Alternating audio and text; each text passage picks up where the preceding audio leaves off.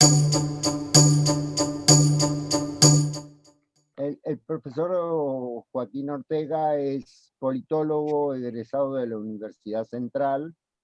Está cursando el doctorado en Ciencias Políticas de la misma universidad, donde es profesor en la Escuela de Ciencias Políticas en Teoría Política y dicta talleres como Paranoia y Poder Político, Teoría Política y Tolerancia, Ciencia Ficción, Narrativas Audiovisuales, Nombrar lo Invisible.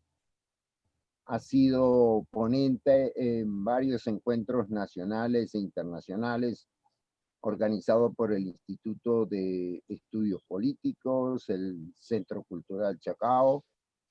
Es lo que llaman un hombre de radio, porque ha sido libretista, locutor, productor de radio y de televisión, en Radio Caracas Televisión, en La Mega, en Discovery Channel.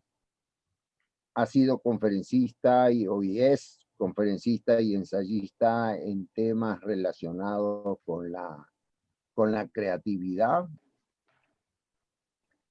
eh, como por ejemplo en creación y desarrollo de personajes humorísticos, y en el cruce cultural entre el arte y las ciencias sociales y la ciencia ficción. Durante 6 años condujo La Hora Verde en 92.9 FM y en la actualidad es conductor de La Hora Inglesa en YouTube. Fue jurado del Festival Latinoamericano de Cortos en el 2013, auspiciado por la Embajada de Francia, y colabora habitualmente con publicaciones como El Estímulo, Pro Da Vinci, Emporio, Tal Cual, Etiqueta. Su conferencia que nos va a regalar hoy se titula Utopías y distopías políticas, naturaleza y métodos. Gracias, profesor, por estar con nosotros y lo escuchamos. Muchísimas gracias, profesor. Bueno, muy contento de estar en Filosofía en la Ciudad. Por supuesto, también muy contento de conversar temas que a la luz de hace 10 o 12 o 13 años nos parecían justamente eso, ciencia ficción o relatos de anticipación o cualquier cosa que estuviese conectado con la imaginación, pero bueno, resulta que nuestra intensidad y nuestros tiempos nos han llevado a que más bien nos parezcan cosas del pasado, ¿no? Entonces, bueno, un poco mi conversación hoy tiene que ver con el marco de la ciencia ficción y el marco de las utopías y distopías políticas, porque bien que mal, justamente ese terreno en donde la imaginación vale para bien y para todo, nos da una cantidad inmensa de herramientas heurísticas a las ciencias sociales, a la filosofía, a la sociología. Y bueno, en mi caso como politólogo, que parte de, digamos, dos de los efectos clave de una formación que uno tiene o una deformación profesional es justamente tratar de entender el kratos, entender el poder político y a su vez tratar de entender cómo funcionan esos sistemas, ¿no? Entonces, bueno, los politólogos tenemos una suerte de maldición encima, que es que, bueno, vemos el poder en todos lados y para bien o para mal estamos muy intoxicados de funcionalismo, ¿no? Entonces tratamos siempre de entender la máquina o de ver qué son las cosas que ocurren dentro de la máquina que estamos observando, en este caso,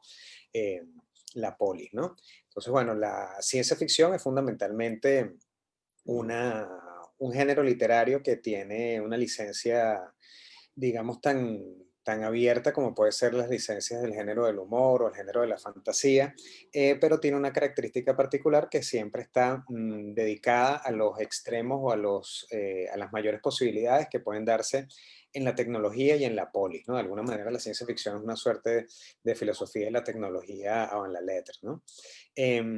Lleva hasta las últimas consecuencias nuestra imaginación y eso, como les decía hace un rato, pues tiene unas capacidades heurísticas importantísimas porque nos permite inventar, prever, imaginar, sobre todo en términos filosóficos, la idea de los contrafácticos, los what if, nos permiten eh, tratar de tener al menos, si no todas las cartas, sí algunas de las cartas que van a salir en el juego de la llamada inteligencia social o de la inteligencia organizacional.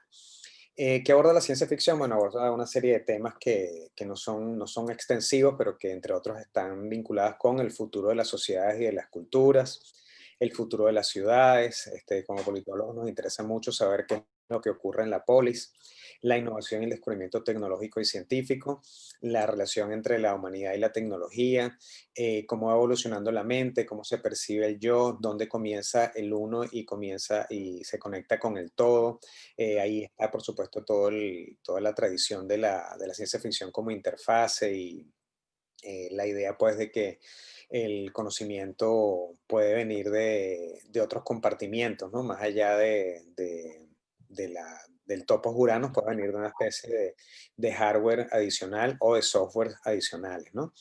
Nos interesa la idea de la evolución de la vida y la biotecnología para entender la ciencia ficción es una de sus principales aliadas.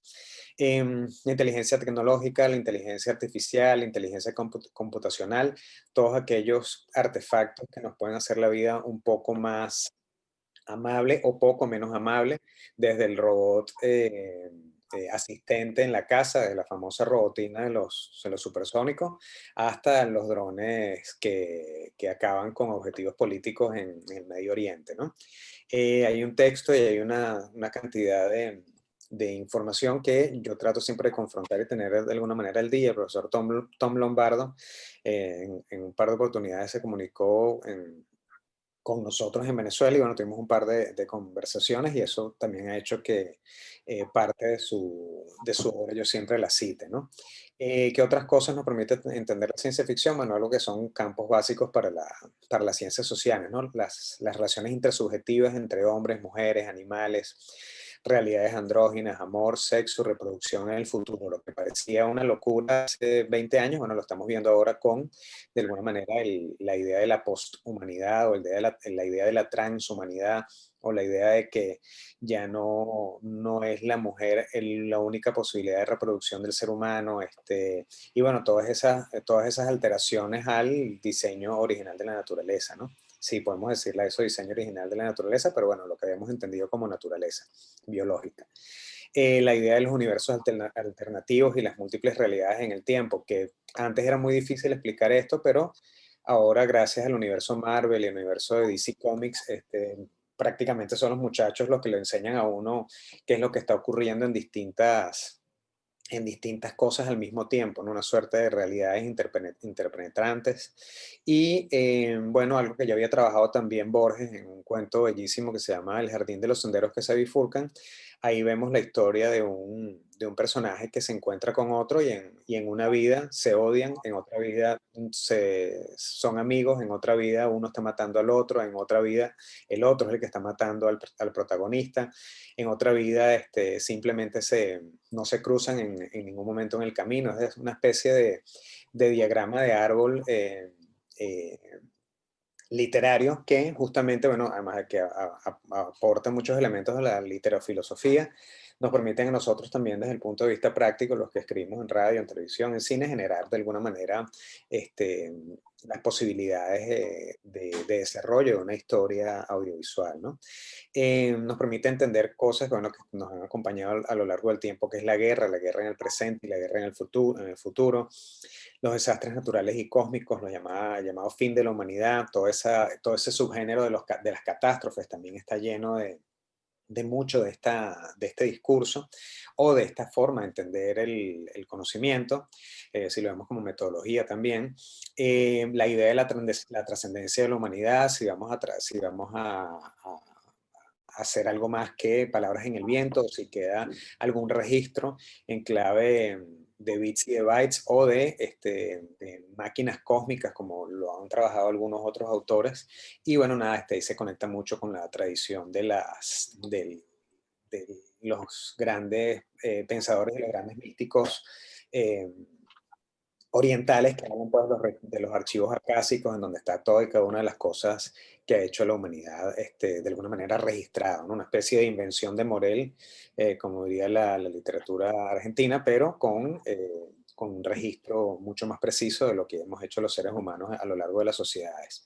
Y bueno, nada, la conexión inevitable entre la vida, el universo y el todo, ¿no? Ese afán nuestro de tener un interés en que lo holístico también nos conecte, ¿no? ¿Tiene alguna utilidad? Bueno, como habíamos hablado, tiene por supuesto utilidades estéticas, utilidades de divertimento y tiene en estos días, bueno, una utilidad adicional porque permite ver en distintas capas los libros que leemos y las películas que observamos y las narraciones que escuchamos. Entonces, no es lo mismo hablar pues de universos paralelos que leer un texto sobre universos paralelos y acompañarlo con alguna caricatura de DC Comics o alguna de las películas de los universos de Marvel, del universo Marvel, o encontrarse en un capítulo de la serie Dark o en un capítulo de Stranger Things, etcétera, etcétera.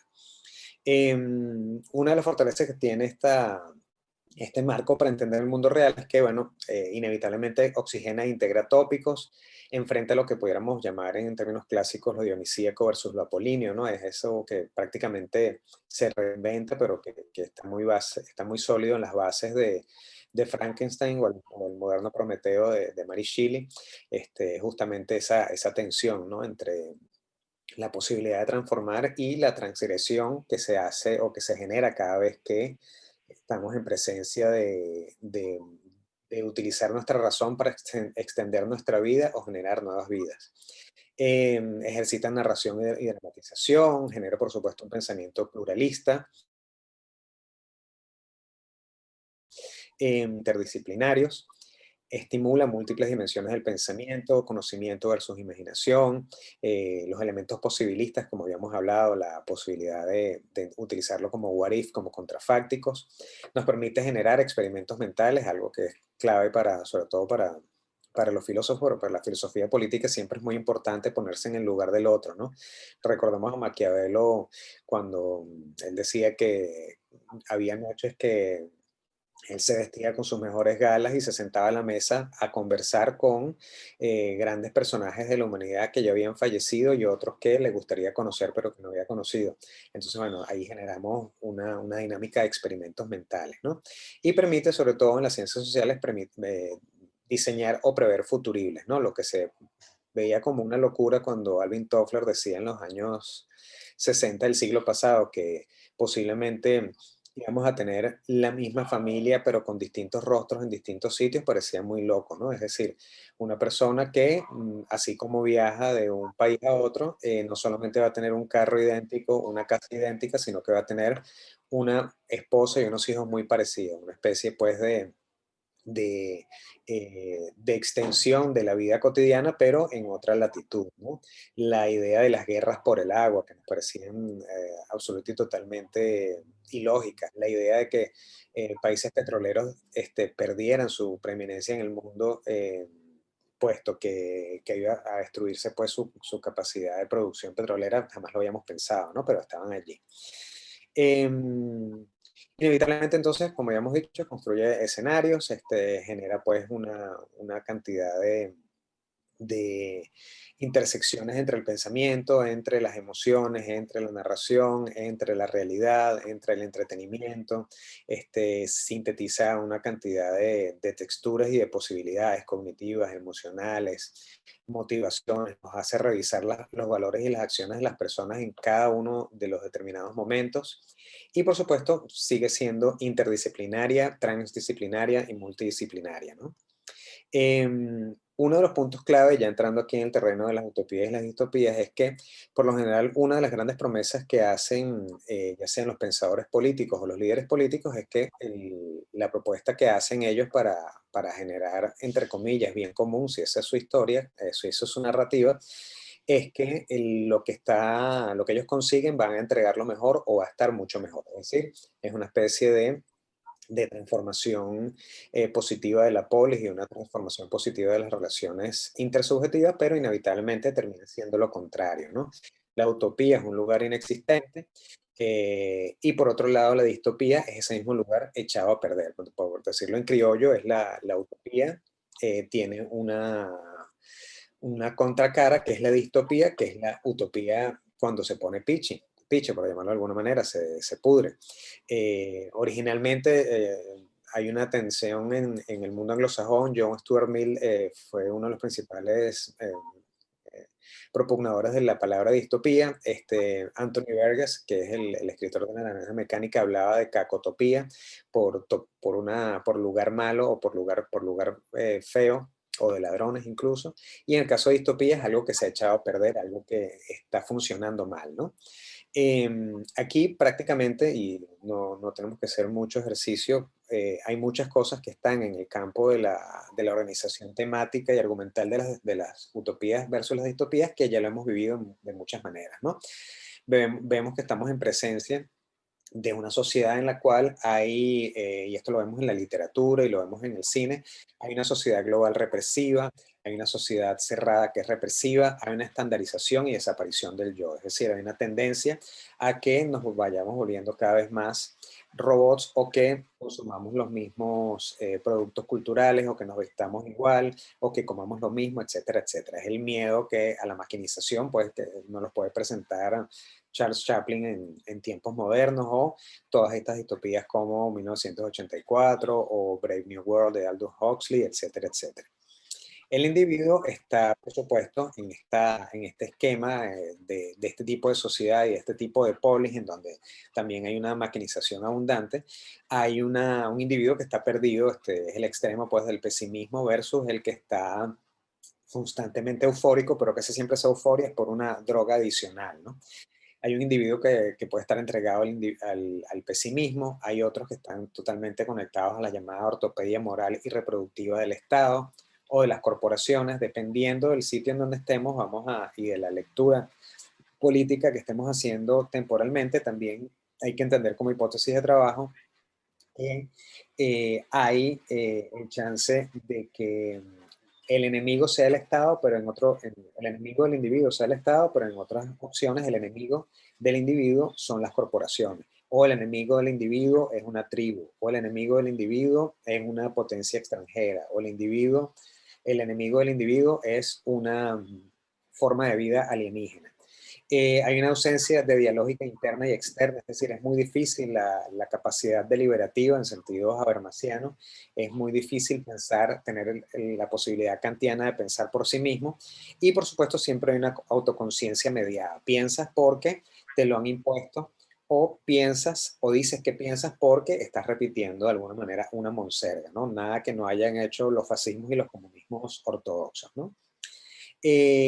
Hay siempre una delgada línea entre el orden que tiene que llevarse, ya sea desde la familia o desde el punto de vista externo, y siempre hay una presencia policial. Hay mucho de muerte sin explicación, hay banalización y distorsión de los excesos represivos, y la delación es una fuente de vida, ¿no? Pensemos en V de Vendetta, de Alan Moore, pensemos en The Handmaid's Tale, que está ahorita muy de moda también, como miniserie, y también recordamos la película original con Robert Duvall. Tenemos mucho de esto en una película clave llevada al cine por Zack Snyder, basada en una novela gráfica que se llama Watchmen. Veamos también la serie Watchmen, que es una especie de extensión de este universo. Hay mucho, pues, de esto, ¿no? Nada que no sea distinto, que ya no haya ocurrido en los gobiernos comunistas o en los gobiernos fascistas en clave ortodoxa, ¿no? El régimen político siempre hay una tensión entre la tiranía versus la resistencia, hay una especie de utopía fascista o utopía comunista entronizada, casi siempre dentro de la estética. Mucho de lo que ocurre en los textos distópicos es que llevan de alguna manera las formas a un punto clave en el cual, cuando nos movemos en las locaciones que ellos dibujan o en los escenarios que ellos plantean, en los escenarios visuales, nosotros ya sabemos, pues, que no podemos salirnos de esos pequeños, vamos a decirlo así, esos pequeños grandes ladrillos son los que nos obliga a caminar el poder omnímodo, ya sea del Estado o el corporativo, ¿no?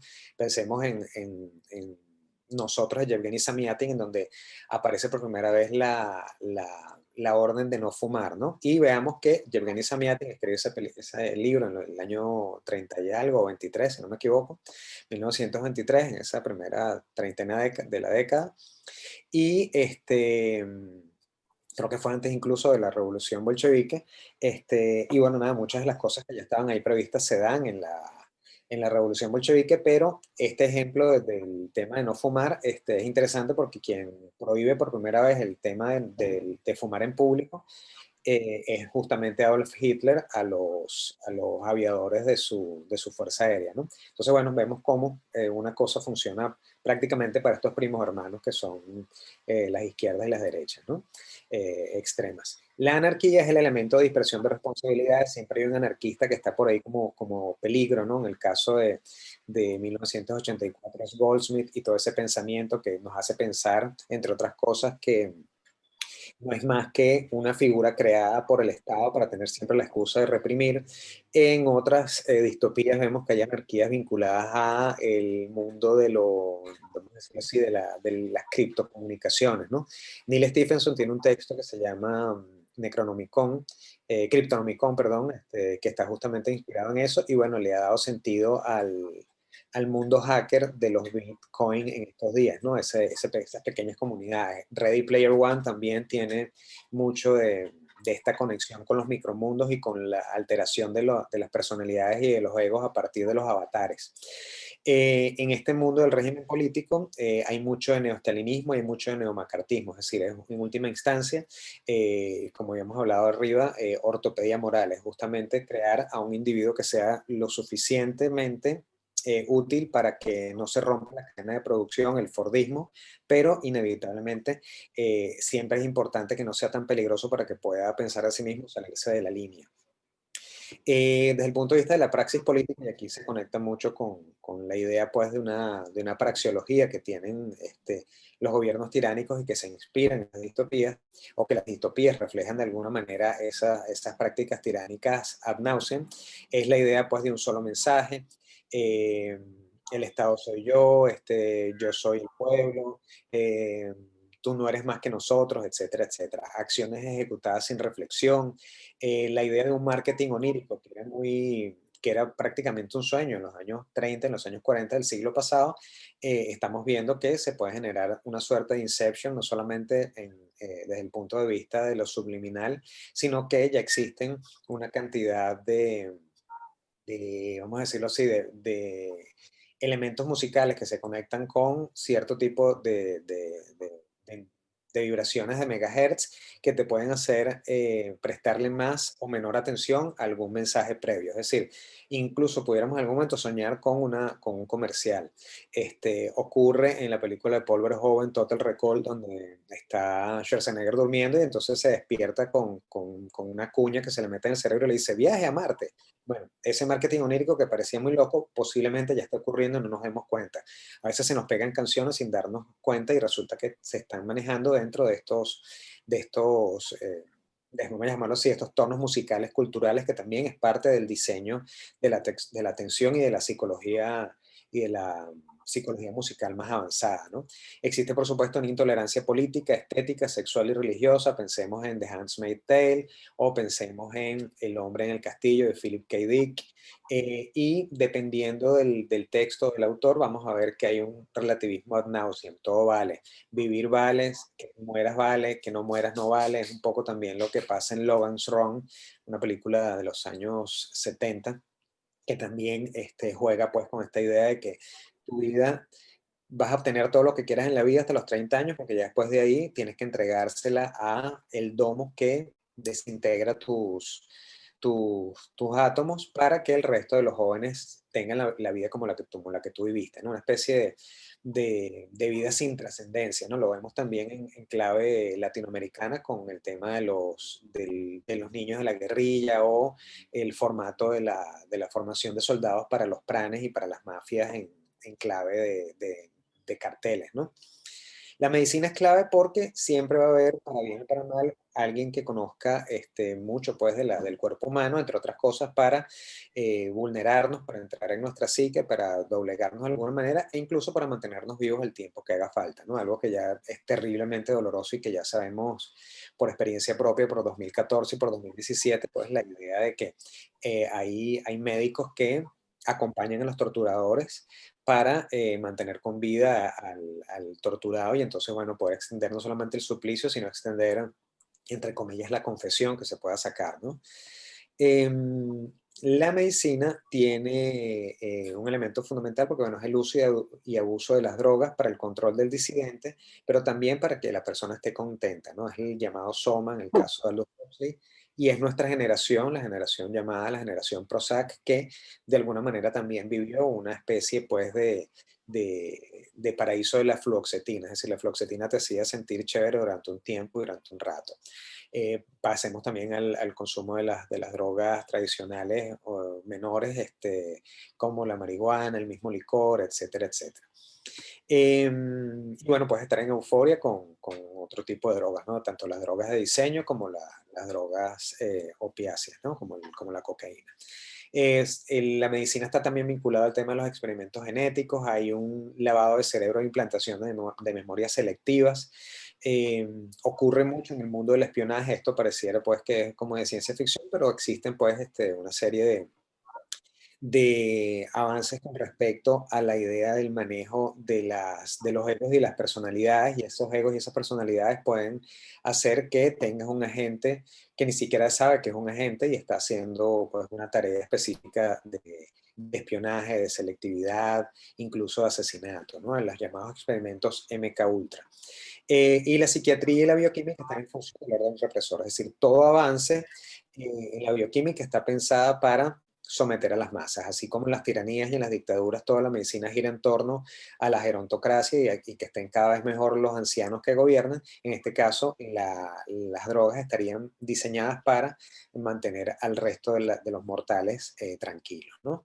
Algunos de los antecedentes clásicos que tienen la idea de las utopías y por supuesto su contrapelo, que sería las distopías, están vinculadas pues, con un autor que se llama Luciano de Samosata, es un tipo muy interesante y muy divertido, porque bueno, lleva el viaje de las personas, como hemos visto, parte del uso de la ciencia ficción es utilizar un objeto que ya existe y llevarlo a unas posibilidades externas, ¿no? Lo sabemos desde el punto de vista de la fantasía. ¿Cómo hacer para volar? Bueno, para volar entonces no soy un pájaro, pero tengo una alfombra mágica. Pensemos en las mil y una noches. Y en las propias mil y una noches ya no tengo una alfombra mágica, pero entonces, ¿cómo hago para volar si tengo muchos poderes? Bueno, tengo una isla voladora que me lleva de un sitio a otro. Eso se conecta también entonces con la idea de las máquinas voladoras, las bimanas, con todo lo que tiene la creatividad humana, pero también con toda esa extensión, diría McLuhan, de los propios sentidos humanos, ¿no? Así como la televisión es una extensión de mis ojos y el periódico es una extensión de mis dedos, un poco así pudiese ser esta lógica pues de objetos novedosos, de medios de comunicación novedosos, etcétera, etcétera. Mucho de lo que ocurre en el mundo de Luciano de Samosata, es que, bueno, nada, hace un viaje a la luna, va viendo que hay una serie de nuevos materiales con los cuales ellos se construyen la ropa, no respiran, y entonces, bueno, por lo tanto no comen tampoco y no tienen entonces ninguna posibilidad de elemento excretor, beben jugo de aire, pudiera decirse que es su forma de alimentación. Cuando quieren se ponen y se quitan los ojos para entrar en una introspección mucho más eh, vamos a decirlo así, mucho más efectiva que la que pueden tener los seres humanos. Y mucho de lo que ocurre ahí son pequeñas, vamos a decirlo así, pequeñas tramas palaciegas, pero esta vez llevadas al terreno de la luna. Eh, Hay otra obra que se llama Icaroménico, que tiene que ver también con rescatando el mito de Ícaro. Hay un personaje que vuela entonces a la luna eh, eh, con dos plumas, una de águila y otra de buitre, por supuesto esto tiene otra simbología también alquímica, pero en este caso está justamente hecho el viaje para comunicarse con los espíritus, ¿no? Entonces, bueno, ahí entran muchos elementos con la tradición de Elena Blavatsky, la teosofía, la idea del pancreatismo espiritista, mucho también del pensamiento o la tradición que después desarrolla Kardec con el espiritismo. Recordamos que muchos de estos autores del siglo XIX y del siglo XX pasaban así, no había como solución de continuidad, de explicación filosófica, religiosa y animista, etcétera, etcétera. Esto es tal vez uno de los caldos de cultivo más enriquecedores para la creación, pero hay que ir con pies de plomo para no terminar, digamos, encharcado como los caballos de Napoleón, ¿no? Por supuesto, hay una metáfora siempre y una búsqueda de entender qué es lo que hace el hombre viajando a otro sitio, para qué va tan lejos si todas las respuestas están dentro de él, o para qué buscar un imperio externo para explicar los imperios internos, ¿no? Entonces, bueno, un poco, te digo, Juan, para que entiendas, Pedro, ¿no? Esa es la lógica, y eso lo hacía también, por supuesto, Jonathan Swift con Gulliver para no criticar para criticar a su mundo particular, digamos que parodiaba un mundo exterior, un mundo distinto, ¿no? Es, digamos, el poder que tiene la sátira, el poder que tiene el humor, pero también hay que autopreservarse y, bueno, los escritores de humor saben que no pueden decir las cosas directamente ni llamarlas por su nombre, a menos que sean demasiado combativos, ¿no? Hay tres obras importantísimas de las utopías contemporáneas o de las utopías del Renacimiento que están publicadas en un libro del Fondo de Cultura Económica que se llama justamente Utopías del Renacimiento: Campanella, Bacon y Moro. Y bueno, justamente aquí vemos una de ellas, ¿no? Campanella habla un poco de la ciudad imaginaria, la ciudad del sol. eh, Pudiese decirse que es protocomunista porque hay una especie de espacio en el cual se comparte eh, prácticamente muchos elementos de la vida. No es el mono de Bonobo que inspira de alguna manera a la Sagrada Familia marxista, pero de alguna manera hay un intercambio, pues, de los bienes y de los elementos de consumo.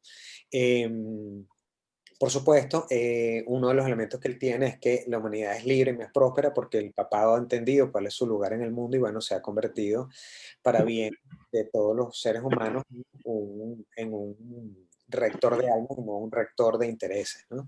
No hay derecho de propiedad, no hay matrimonio, entonces, bueno, ya a partir de allí, en lo que no hay derecho de propiedad, se acaba, entre comillas, se acaba la beligerancia entre humanos, pero ya sabemos que siempre vamos a querer una cosa, siempre vamos a querer y siempre vamos a envidiar una cosa de los que tiene nuestro entorno, ¿no? Hay una hermosa película que se llama Enemigo a las Puertas, creo que es el año 91, en donde es la historia de uno de estos francotiradores rusos.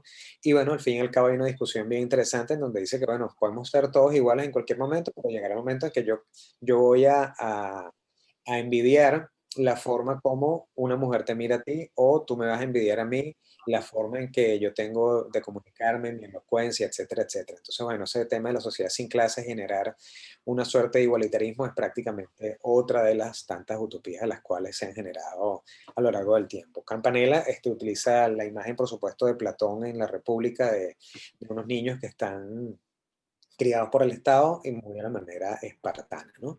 Tomás Moro se inspira, pues, de alguna manera en las historias que venían de Américo Vespucio, las historias de América, eh, la famosa isla de Fernando de Noroña, y a partir de allí combina, pues, la idea de la Atlántida de Platón, las ideas de muchos marineros que se habían perdido también y regresado, y entonces, bueno, llega a este sitio. Recuerden que una de las cosas también interesantes de las utopías es que casi siempre son islas, es decir, son espacios cerrados en donde se llega a, a un equilibrio de poderes y un equilibrio de conversaciones en donde todo el mundo se escucha. Es una especie también de utopía del ágora, y al tener una sociedad sin clases, al autogestionarse, etcétera, etcétera, ya la gente, pues, deja de tratar de buscarse el lío entre ellos.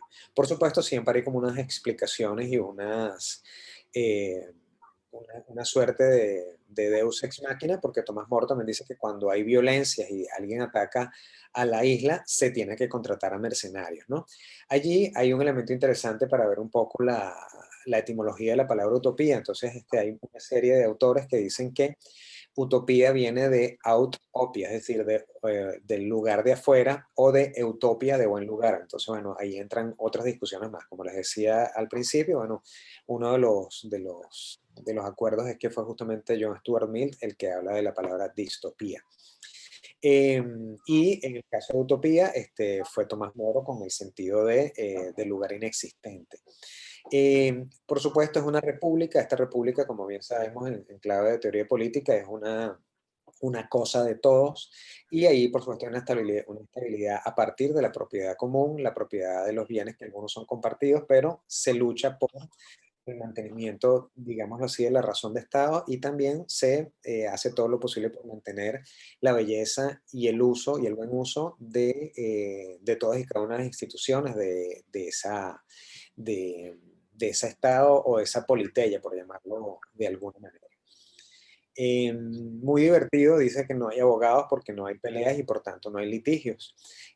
Como les decía al principio, cuando hay guerra se invocan a mercenarios, y este trabajo para muchas personas fue una de las inspiraciones para los jesuitas cuando hicieron las reducciones, cuando hicieron las misiones guaraníes, que bueno, ya sabemos en qué terminó, ¿no? Este, entre otras cosas, fue un experimento entre comillas, humanista, pero que tenía también un lado monetario, y bueno, eso molestó al Vaticano, y al final esos, esos niños indígenas que tocaban, que llegaron a tocar violín en la selva, terminaron siendo posiblemente los mejores soldados a sueldo de su tiempo, ¿no? Y fueron un ejército súper bien entrenado en muchísimas de las guerras que se dieron en esa época.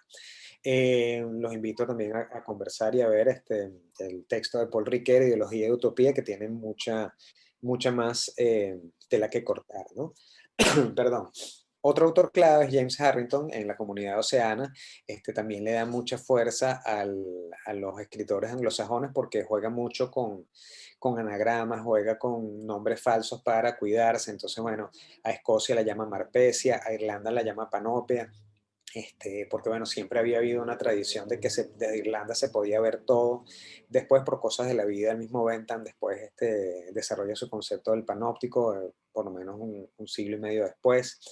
Eh, a Westminster lo llaman Hiera, Westminster Hall se llama Pantheon, y cada uno de los sitios que están allí presentes como locaciones tienen al menos uno o dos significados, ¿no? Aquí no sé si aparece en estas notas, pero aparece el nombre de Morpheus, que es justamente el remoquete que se le da a Santiago I, a Jaime I, a James I, exactamente. Aquí está, son personajes que él va rebautizando y lugares que él va rebautizando también para cuidarse de las violencias, igualito no se escapó, ¿no?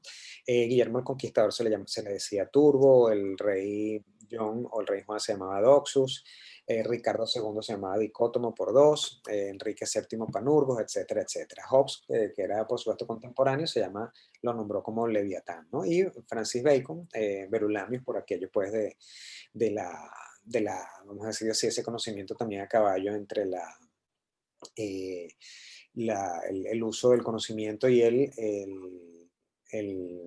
ocultamiento de algunas de sus tradiciones también en clave menos racional, pensando en clave alquímica, ¿no? Cromwell lo llamaba Orpheus Megaletor.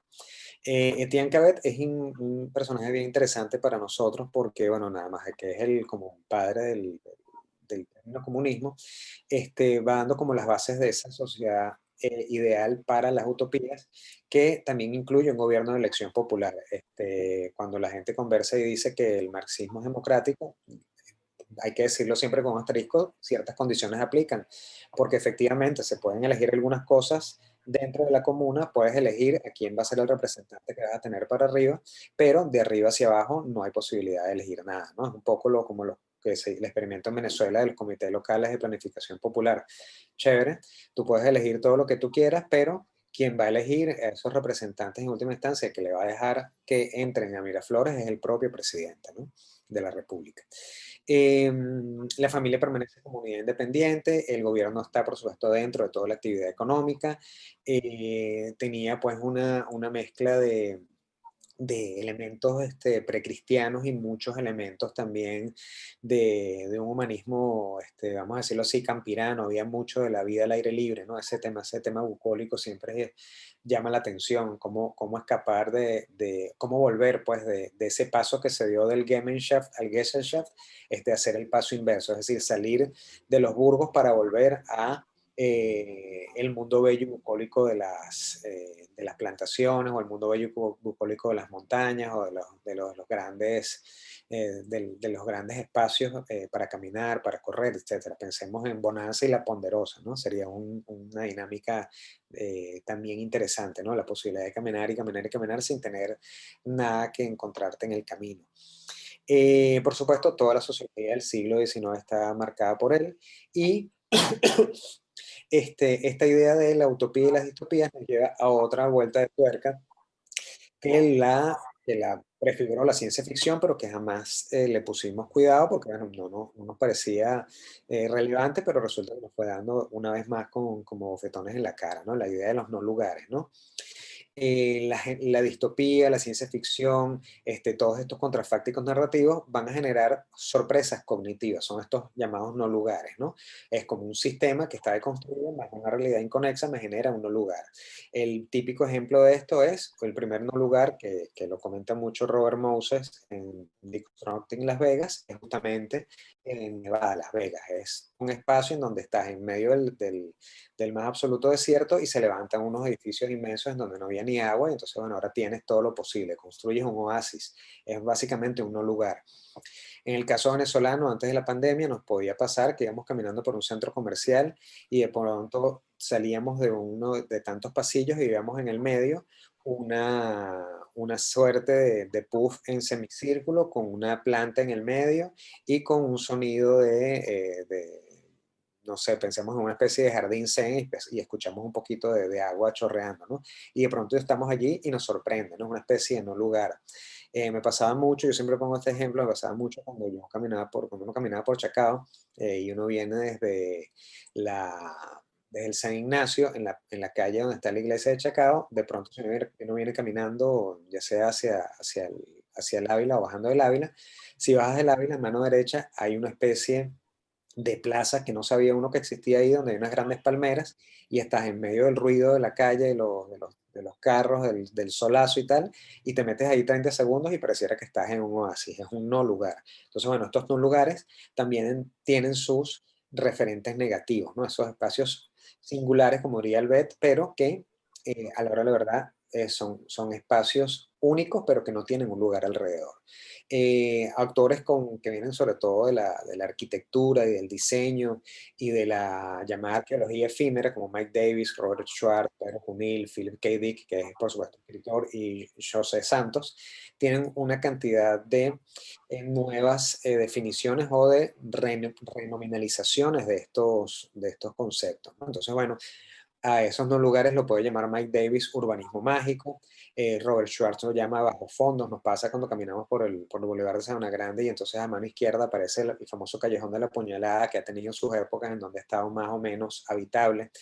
El mismo Boulevard de Sabana Grande, no sé si recuerdan el inefable gobierno o desgobierno de Juan Barreto, hubo un momento en donde el Boulevard de Sabana Grande estuvo consumido y tomado por los boneros, y bueno, los boneros lo convirtieron en una especie de, de mercado persa, en donde, bueno, la gente se orinaba, se tatuaban arriba de los orines, se ponían falsos brackets, había prostitución incluso en algunos de los kioscos, es decir, eso puede ser entendido desde el punto de vista valga la coprolalia, como geografía de la mierda, explicitada por Pedro Cunil, que lo ha visto en distintos momentos en Asia y en algunos momentos eh, de lo peor, pues, digamos, de la Europa del Este soviética.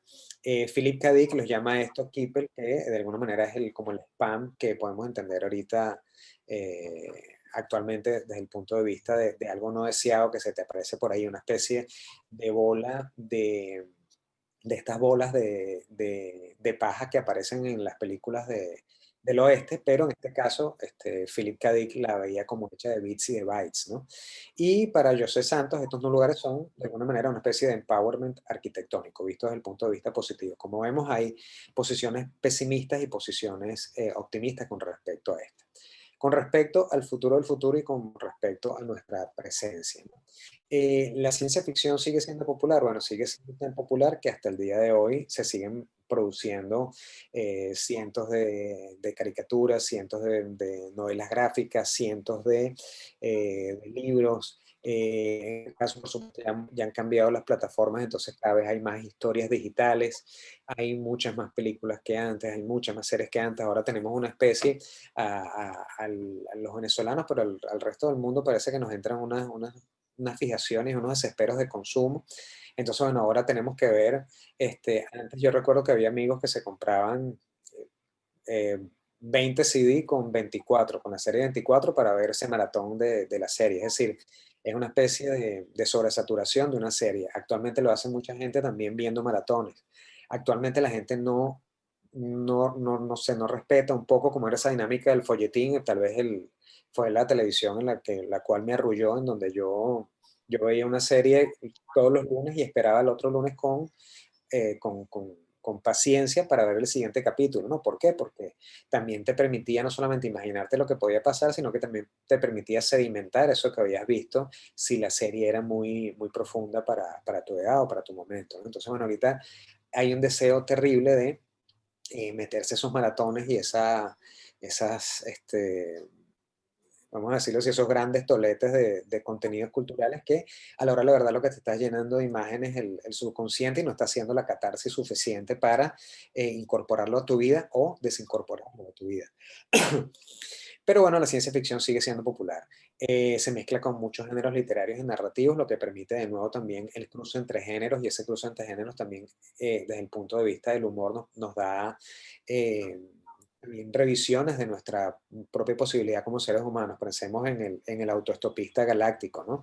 Eh, que también tiene pues esa idea de que también los excesos burocráticos en el espacio se pueden y los seres humanos vamos a seguir siendo lo mismo, más allá de que estemos arriba de una nave espacial o de que estemos encima de un buey.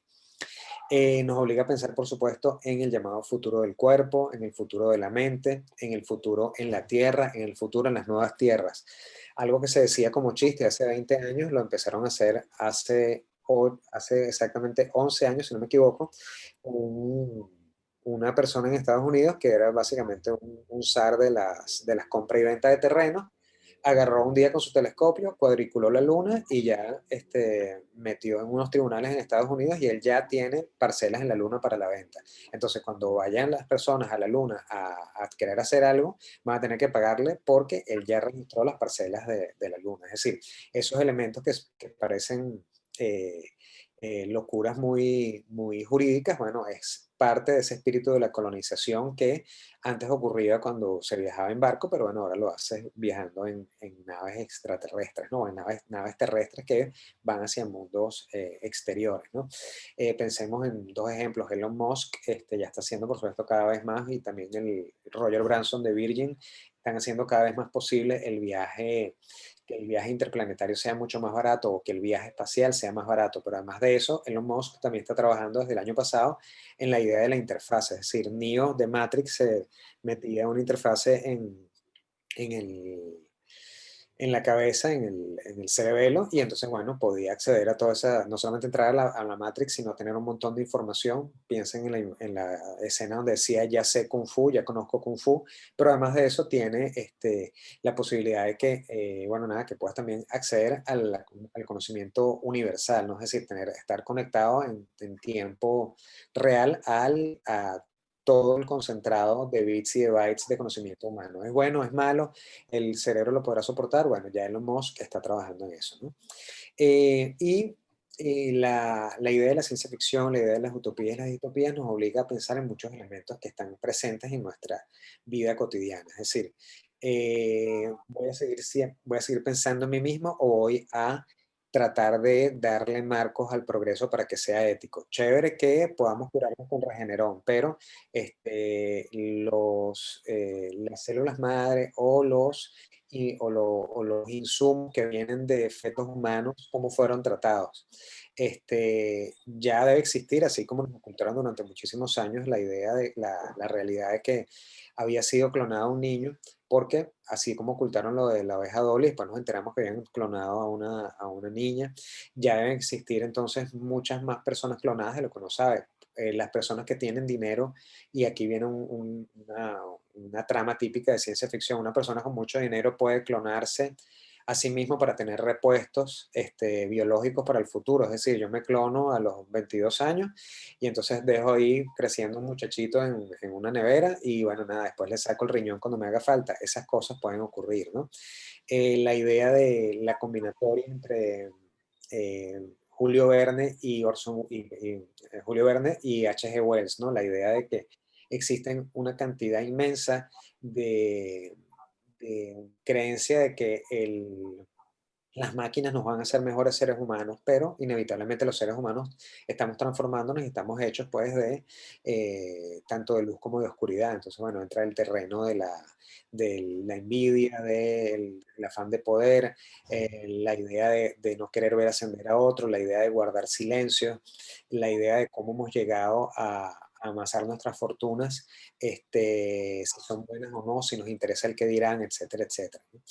La idea del robot con los poshumanos han ido trabajándose y algo que parecía totalmente de ciencia ficción y que parecía totalmente distópico es la idea de los cyborgs. Ya técnicamente una persona que tenga un marcapasos es mitad humano y mitad máquina. ¿Por qué? Porque la máquina le está permitiendo vivir. Cada vez más hay personas que tienen más partes eh, de distintos materiales en su cuerpo que le pueden permitir la vida. Entonces eso cambia de alguna manera las reglas del juego humano. Entonces, si hay alguien que tiene dinero o tiene la posibilidad de tener unos nuevos órganos, va a vivir mucho más que alguien que no los tenga, por lo tanto va a estar por encima de las leyes humanas y civiles en un determinado momento. Entonces, esa persona deberá pagar más o menos eh, impuestos. Esa persona me verá a mí, que soy un ser humano sin refacciones, como un potencial espacio de reparación, es decir, me va a ver como una especie de agencia de repuestos, ¿no? Eso también se ha trabajado mucho. Hay una película que se llama Repo Man que también trabaja esos elementos, ¿no? En el mundo de Neil Stephenson y en el mundo de William Gibson del cyberpunk también hay muchos de este tipo de personajes, ¿no?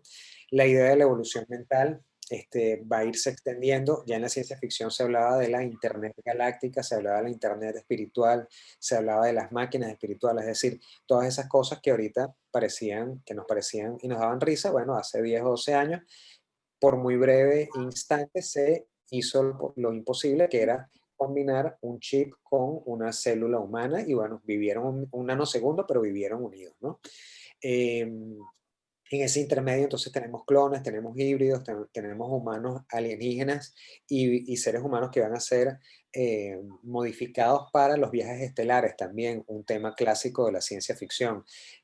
Personas que van siendo progresivamente alteradas desde el punto de vista físico para tener agallas o para respirar menos oxígeno o para tener ventajas evolutivas a la hora de los largos viajes interplanetarios o para tener ventajas evolutivas si vas a otro planeta. Entonces, bueno, al fin y al cabo pareciera que estamos de nuevo cayendo en la frase de jugando a ser Dios. Como decíamos al principio, el moderno Prometeo de Manishi está allí presente, ¿no? La idea de la Internet galáctica está ahí presente también. La idea de si estamos dentro de una simulación, ya se hablaba hace mucho tiempo de que las máquinas nos soñaban o estábamos en el sueño de alguien más. Recordemos, creo que hablando también de Borges, hay otro cuento de él que se llama Las ruinas circulares, ¿no? En donde está una persona soñando y se da cuenta que él está en el sueño de alguien más.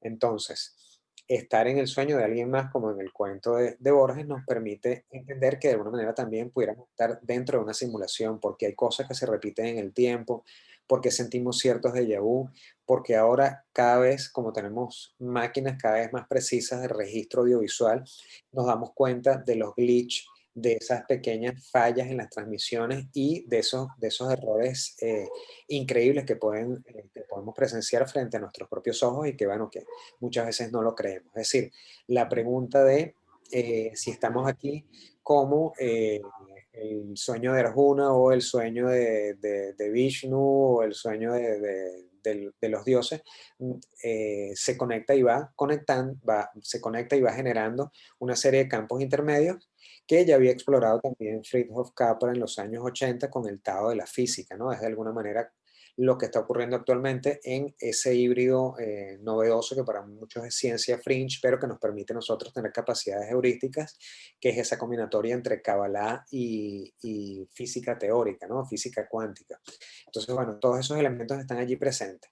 ¿Qué pudiéramos pensar alrededor de toda esta nube de conocimiento, de toda esta nube de conceptos interrelacionados?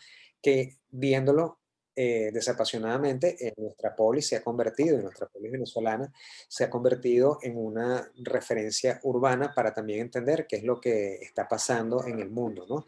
Muchas de las cosas que están pasando en Estados Unidos ya nosotros lo vivimos, muchas de las cosas que nosotros vivimos en los años 90 lo habían vivido los argentinos en los años 70 o en los años 50 o en los años 60. Pensemos que nada más las estrategias demagógicas y populistas tienen la base, como diría Torcuato Di Tella, en la en la estructura de relaciones de Perón y sus 12 apóstoles, y eso se pasó a Venezuela en los años 70, pero también entonces vimos que hacia principios del 2000, el gobierno de Uribe, el gobierno de Putin y el gobierno de Chávez se parecían muchísimo en sus formas y en sus métodos, es decir, cada vez más las polis y cada vez más los lugares que entendemos como urbanos y que tienen relaciones intersubjetivas en donde combinamos la, dirías, el mundo moderno con el premoderno, con el posmoderno, con el altermoderno, por utilizar algún neologismo, se parecen mucho, ¿no? Entonces, muchas de las cosas que decimos nosotros parecieran que son de alguna manera una suerte de profecías, y entonces, bueno, los venezolanos venimos del futuro, pero también a su medida la gente de Ruanda viene del futuro, en cierta medida los haitianos vienen del futuro, en cierta medida los argentinos vienen del futuro. Y bueno, se van compartiendo estas temporalidades en los llamados no lugares.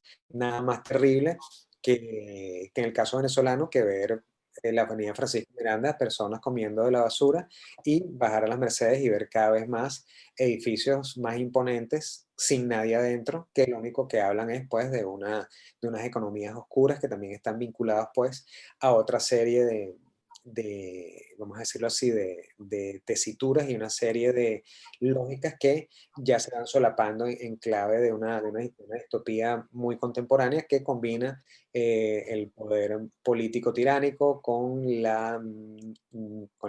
narcotráfico, con las guerrillas globalizadas, con la minería de extracción, con los proyectos neoimperiales como el de China, de Irán, de Rusia, etcétera, etcétera, y en la misma Turquía. Así que a ciencia cierta, todo el marco de la ciencia ficción nos permite y nos dan de alguna manera algunos niveles de sentido para no perdernos en esta ausencia de solución de continuidad. Por lo menos podemos ver nuestro mundo mental como una narración, porque inevitablemente nosotros nos editamos diariamente. Sacamos lo mejor del día y a partir de lo mejor del día le contamos ese resumen de lo que hicimos a nuestra esposa, a nuestra madre, a nuestros hijos, etcétera. Así también organizamos nuestra propia biografía. Podemos entrar también en algunos elementos clave, que es entender o generar fricción o choques positivos el cruce entre la providencia divina y el progreso secular, ¿no? Nada mejor, diría Nietzsche, que dos ideas contrarias, ¿no? La verdad es el chispazo que sale de dos sables que son básicamente un pensamiento A versus un pensamiento B, ¿no? El progreso de la ciencia también tiene que enfocarse desde el punto de vista psicológico, ver cuáles han sido los arquetipos humanos que han llevado hacia adelante el progreso, ya sean los conquistadores, los colonizadores, los investigadores, pero también por otro lado están los que medran, los que se valen de las invenciones del otro, el terrible free rider, el que siempre se sale con la suya, el polizón, hay que observarlo también con detenimiento. Hay que ver las metáforas que están detrás de la tecnología, detrás de toda invención hay por supuesto, una idea de querer transformar el mundo en el cual vivimos y dejarle una solución a los que vienen atrás, pero muchas veces también detrás de la tecnología lo que hay es simplemente afán de poder. O sea, maravilloso el WhatsApp, maravilloso el Telegram, maravilloso el Zoom, pero resulta que también tiene un interés clave, así como se creó el correo electrónico, entre otras cosas, con una cantidad de capas desde el punto de vista de Internet para que detrás de esas capas los ingenieros y los espías profesionales obtengan la información que les interesa a a las repúblicas o a los estados para mantener esa razón de estado, ¿no? Hay que ver si nos funciona bien el miedo. A veces el miedo paraliza, pero a veces el miedo puede ser un motor. El miedo inevitablemente es un instrumento de dominación, lo sabemos nosotros en Venezuela 2014 y 2017. Ya sabemos que protestar vale prácticamente la cárcel, la violación y el asesinato. Entonces, cada vez que se protesta se está de alguna manera enfrentando uno a las historias de alumnos violados, de alumnos asesinados, de cada vez más personas que sufren la violencia, no necesariamente ya ni siquiera por razones políticas, sino porque bajaste a pedir gas y bueno, le disparan con una escopeta en la cara y dejan ciego a un muchacho como Rufo, por ponerles un ejemplo, ¿no? El miedo como elemento a ser dominado también es clave ahí para cualquier ser humano y para cualquier individuo que trate de la mejor manera de construir una frónesis sana. Es decir, la idea de poder pensar con nuestra propia razón es importantísimo, pero para poder pensar con nuestra propia razón necesitamos inevitablemente estar bien informados y bien alimentados. Y ya otro elemento clave dentro de las distopías que no tiene nada que decírnoslos a nosotros los venezolanos es que en la medida en que se acaban los carbohidratos o se restringen los carbohidratos y las proteínas, nos convertimos en una especie de seres humanos dóciles, una especie de pasto fácil para pensamientos sectarios. Entonces, bueno, la alimentación, la biopolítica nos ha marcado también a los venezolanos, nos ha marcado porque cuando queríamos protestar entonces nos enfermamos, aparecía milagrosamente la Zika, el chikungunya, la enfermedad. Ahora cada vez que eh, lo vemos desapasionadamente, los picos del COVID-19 también pueden responder a momentos en los cuales se pretenda o no limitar los movimientos humanos de rebeldía o de rebelión.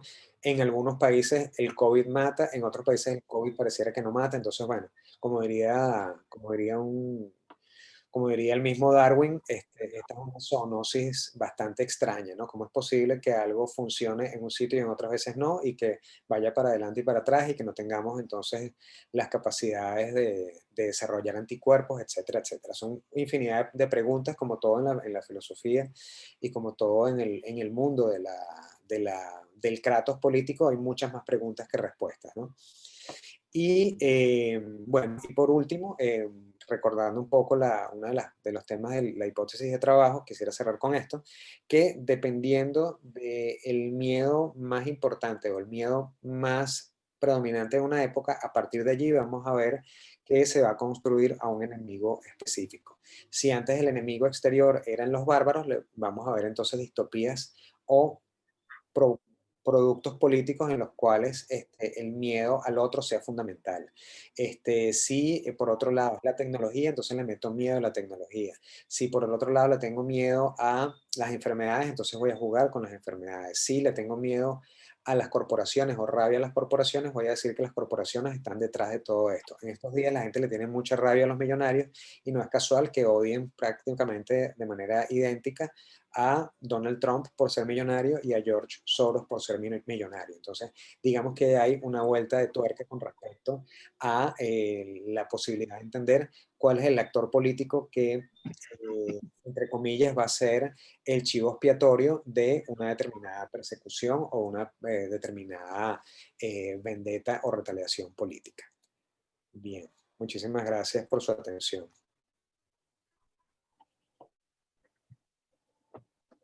Los escucho. Bien, abrimos entonces la... ¿Me oyen? Hola. Sí, perfectamente.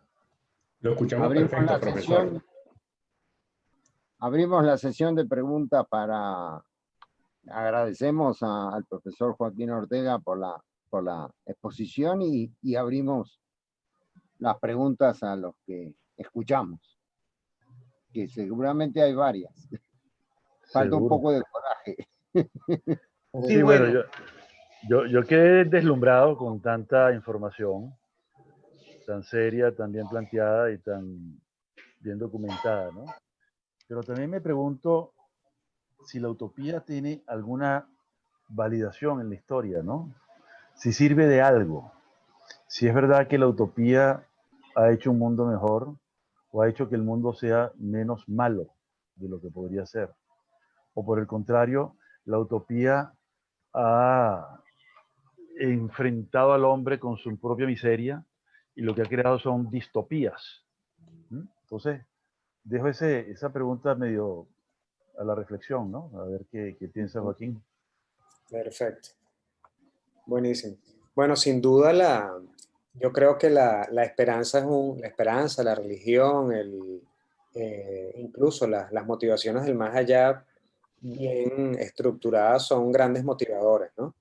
Y sin duda creo que querer hacer un mundo mejor es uno de los elementos consustanciales al ser humano, es decir, es mejorar el mundo en donde estuvimos, ya sea haciendo una mejor máquina, haciendo una mejor torta, generando una mejor receta o una mejor vacuna, etcétera, etcétera. Digamos que en el trayecto lo que ocurre es que existe, pues, poniéndonos nichanos, existe la voluntad de poder.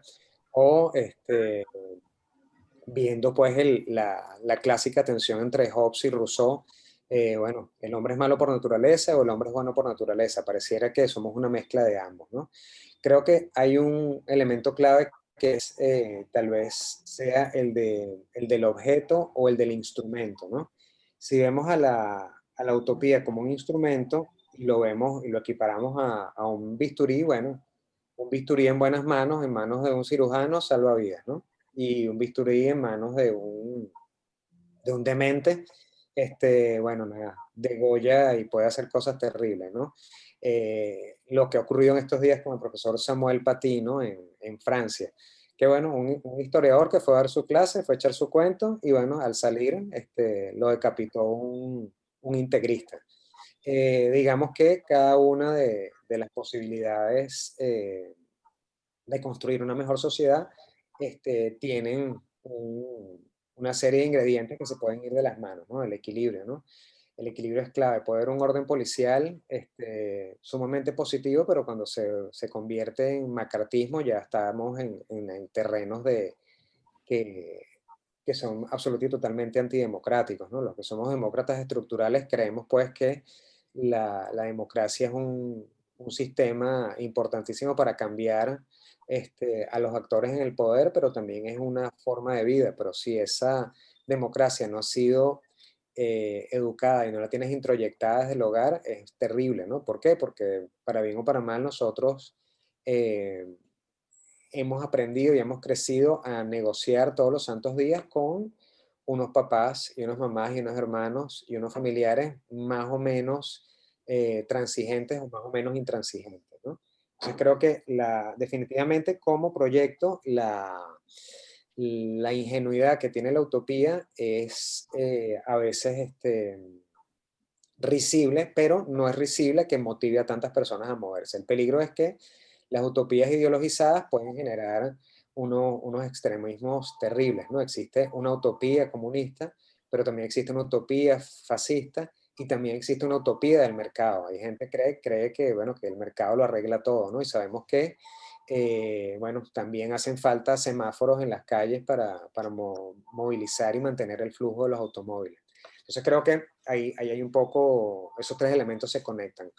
Digamos, entender la idea de que la esperanza es un gran motivador, hay que tener claros los objetivos, la utopía puede ser un instrumento, pero ese instrumento en manos ideologizadas pueden ser terribles y pueden ser sobre todo mortales para los que no están en presencia de esa idea del bien común, ¿no? Como fíjate, bueno, en relación con la utopía, creo que la mezcla de esperanza y objetivos claros son muy positivos para la transformación de la sociedad y la transformación de la polis, pero se corre el riesgo de que si es una utopía ideologizada, ya sea desde la extrema izquierda, desde la extrema derecha o incluso desde las utopías de libre mercado en clave de Murray Rothbard y cosas por el estilo, también se desaparece el sentido común, ¿no?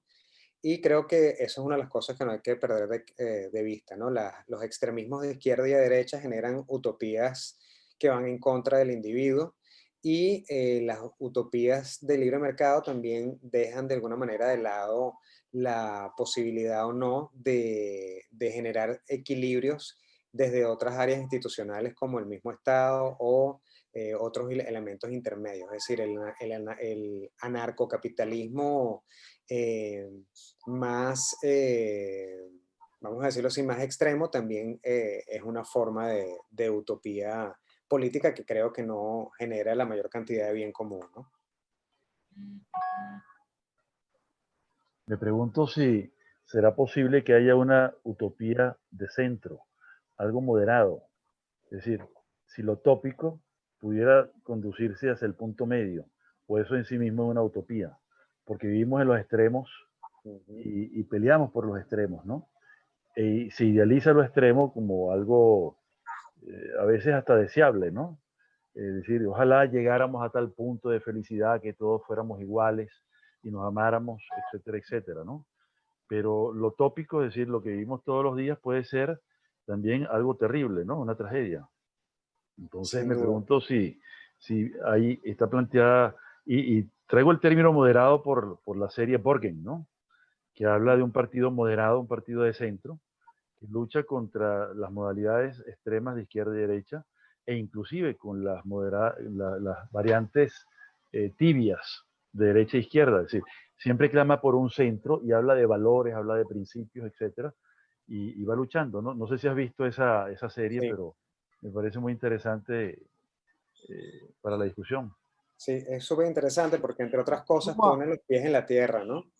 Fíjate Ujú. que sumo, Borgen, sumo, sí, sumo una observación a la pregunta de Fernando para incluirla en tu respuesta.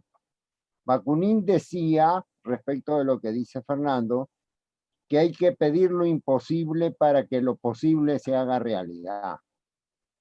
Por eso las utopías son siempre un extremo.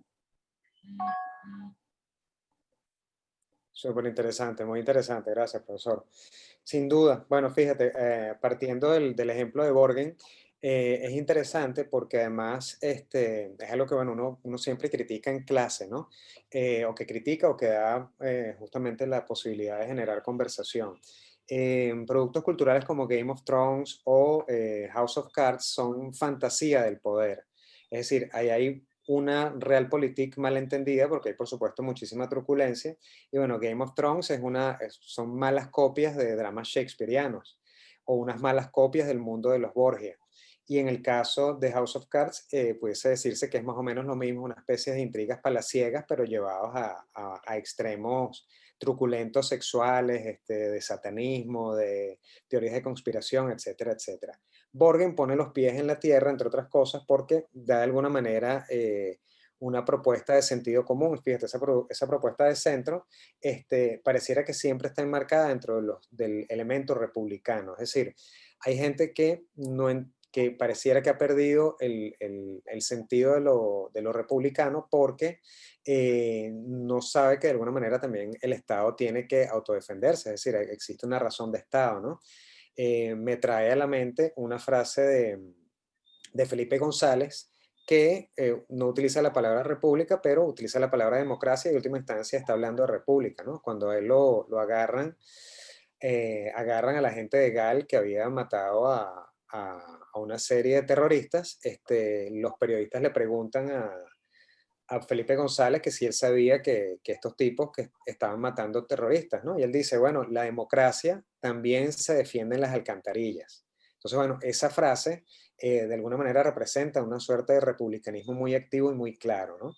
En el caso de proponer una utopía de centro, proponer una historia, una teoría política de centro, pareciera que está vinculado con la idea del sentido común y que de alguna manera ya ha sido trabajada por lo menos en lo teórico, con ciertos elementos de éxito y otros que no, con ese centro que da la socialdemocracia o ese centro que dan las democracias sociales, por llamarlo de alguna manera, en donde se combina la idea de mercado y Estado, ¿no? Entonces se llega a esa combinación de mercado, tanto mercado como sea posible, tanto Estado como sea necesario. ¿Qué pasa?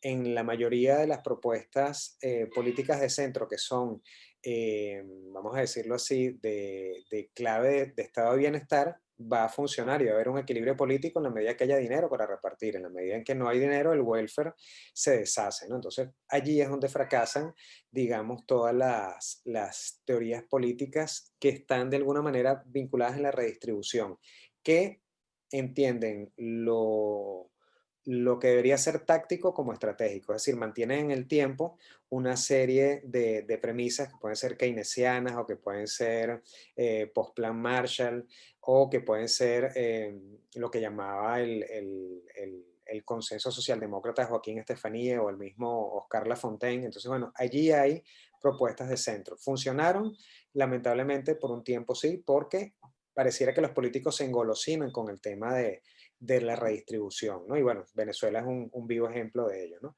Pero definitivamente creo que como apuntaba el profesor Bayota con respecto a la cita de Bakunin, las utopías son varas altas, pues varas altas que se ponen para ser mejor, ¿no? Es una persona que está entrenando y bueno, pone a, no sé, a Jean-Claude Van Damme enfrente de las pesas, nunca va a ser Jean-Claude Van Damme, pero bueno, es como su posibilidad o su role model para poder entrenar y poderse poner fuerte, ¿no?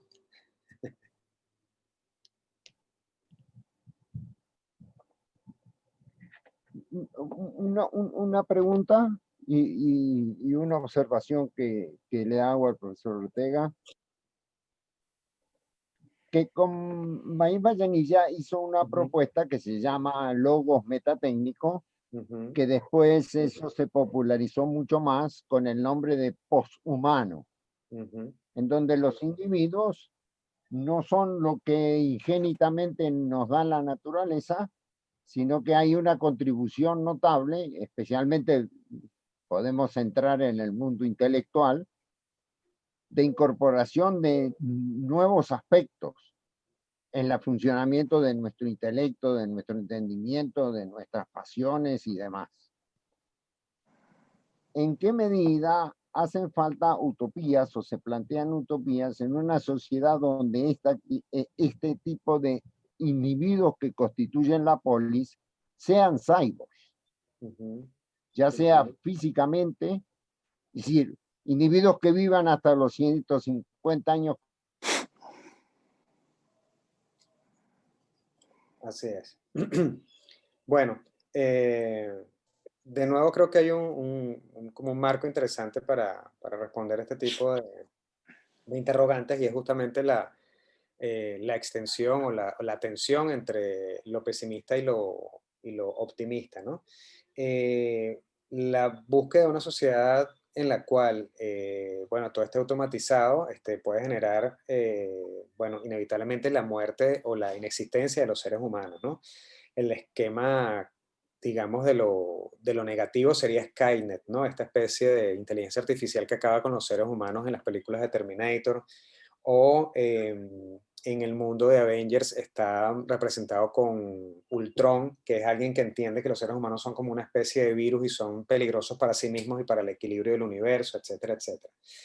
En la literatura de ciencia ficción y alguna literatura posthumana, por llamarlo de alguna manera, vemos que hay como la sociedad cyborg termina siendo convertida o reducida a bits y bytes y estamos en presencia pues de inteligencia artificial, ¿no? Kurzweil ha venido trabajando mucho ese tema de la inteligencia artificial y bueno, recordando un poco a Maíz Vallenilla, también hay un texto de Nuño, Ética y Cibernética, en donde de alguna manera también hay como unos elementos clave de llevar a buen término la nave del Estado, ¿no? Entendida cibernética como justamente el hombre al mando del timón, ¿no?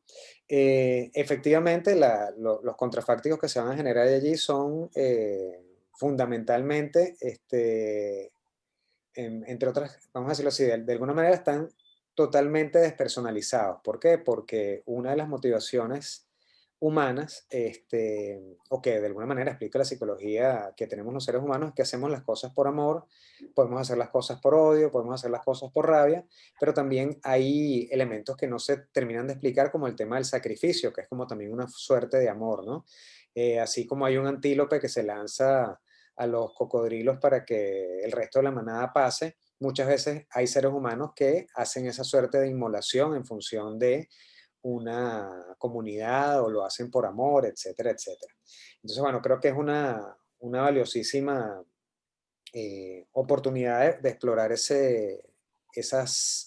opciones, pero sin duda yo creo que una sociedad de cyborg, una sociedad de computadoras, una sociedad programada bajo un software específico no nos da, vamos a decirlo así, la riqueza que puede tener un ser humano bajo un esquema inmenso de problemas, ¿no?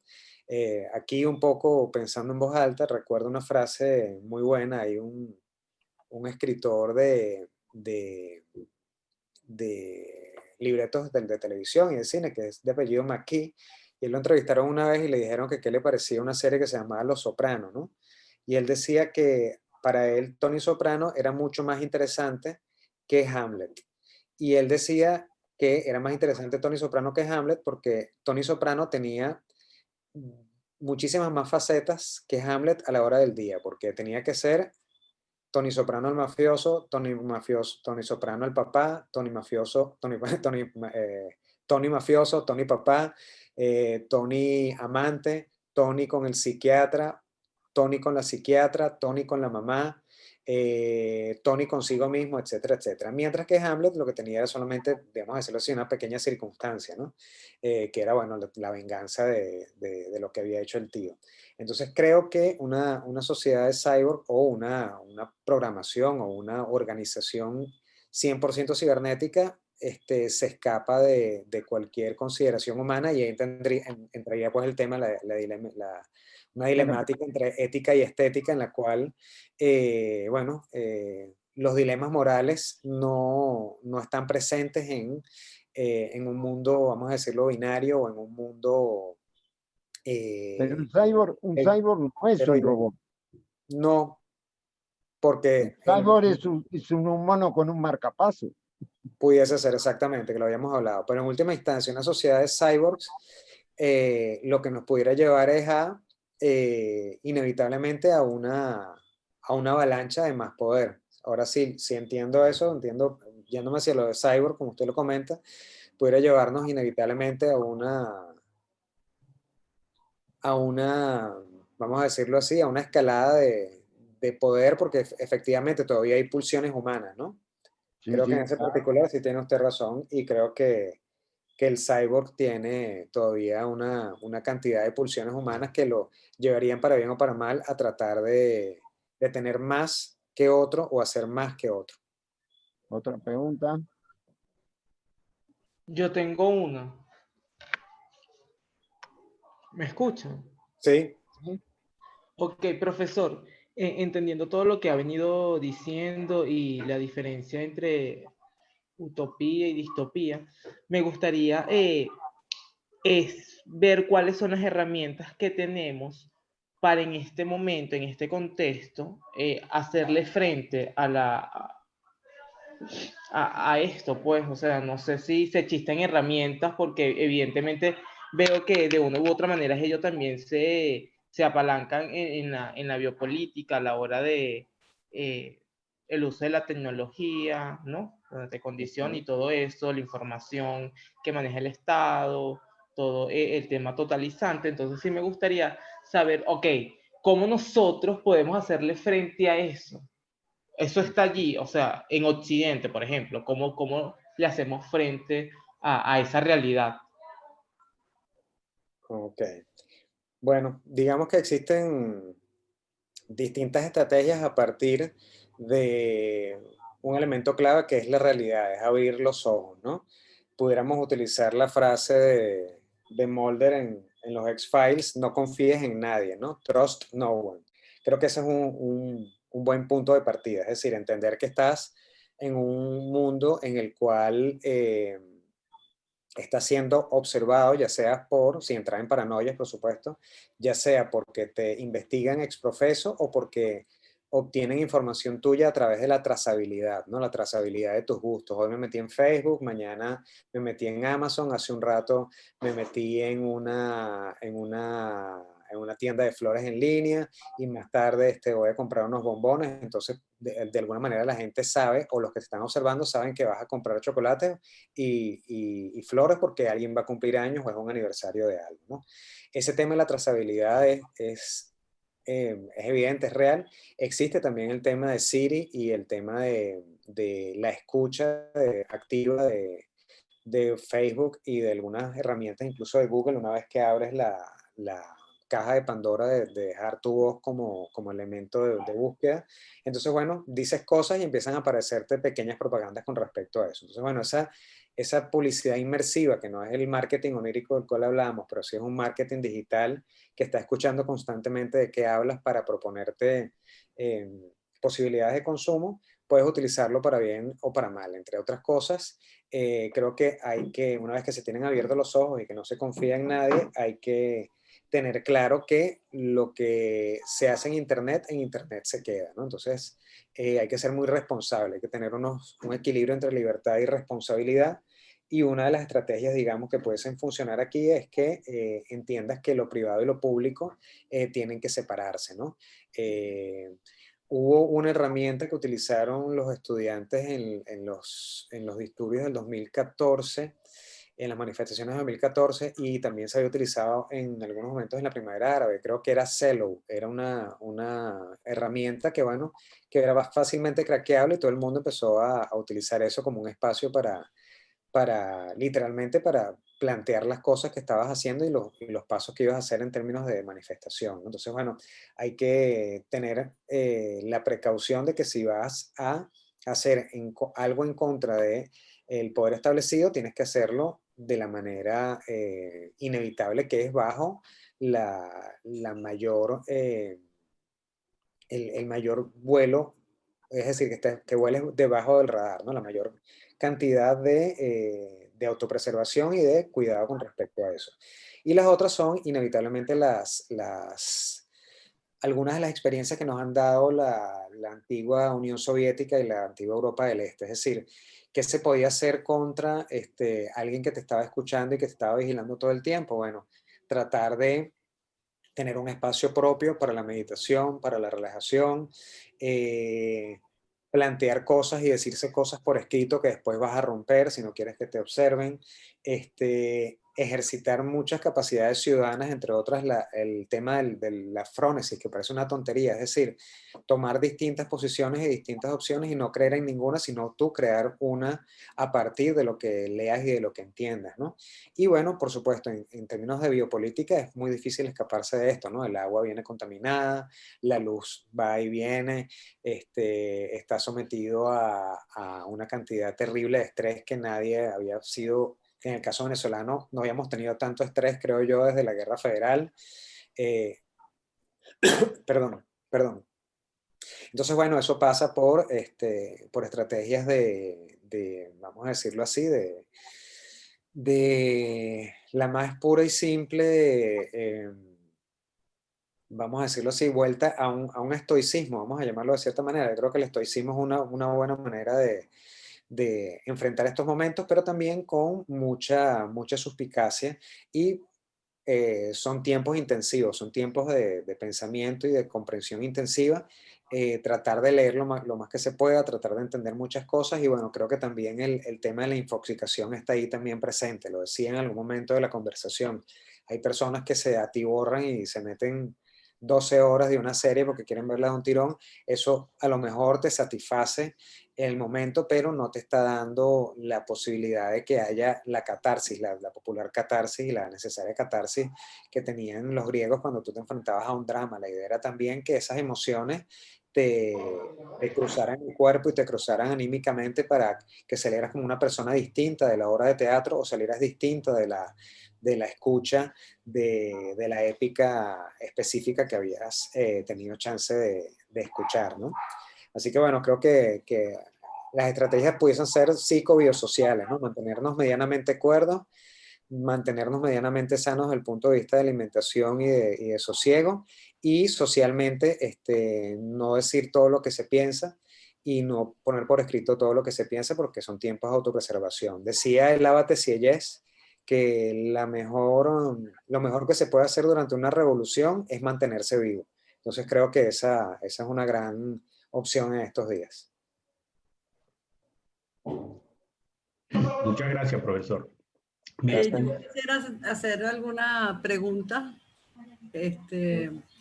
Uno puede pensar generalmente, bueno, en mi experiencia, las utopías y las distopías como una suerte de mitología del presente.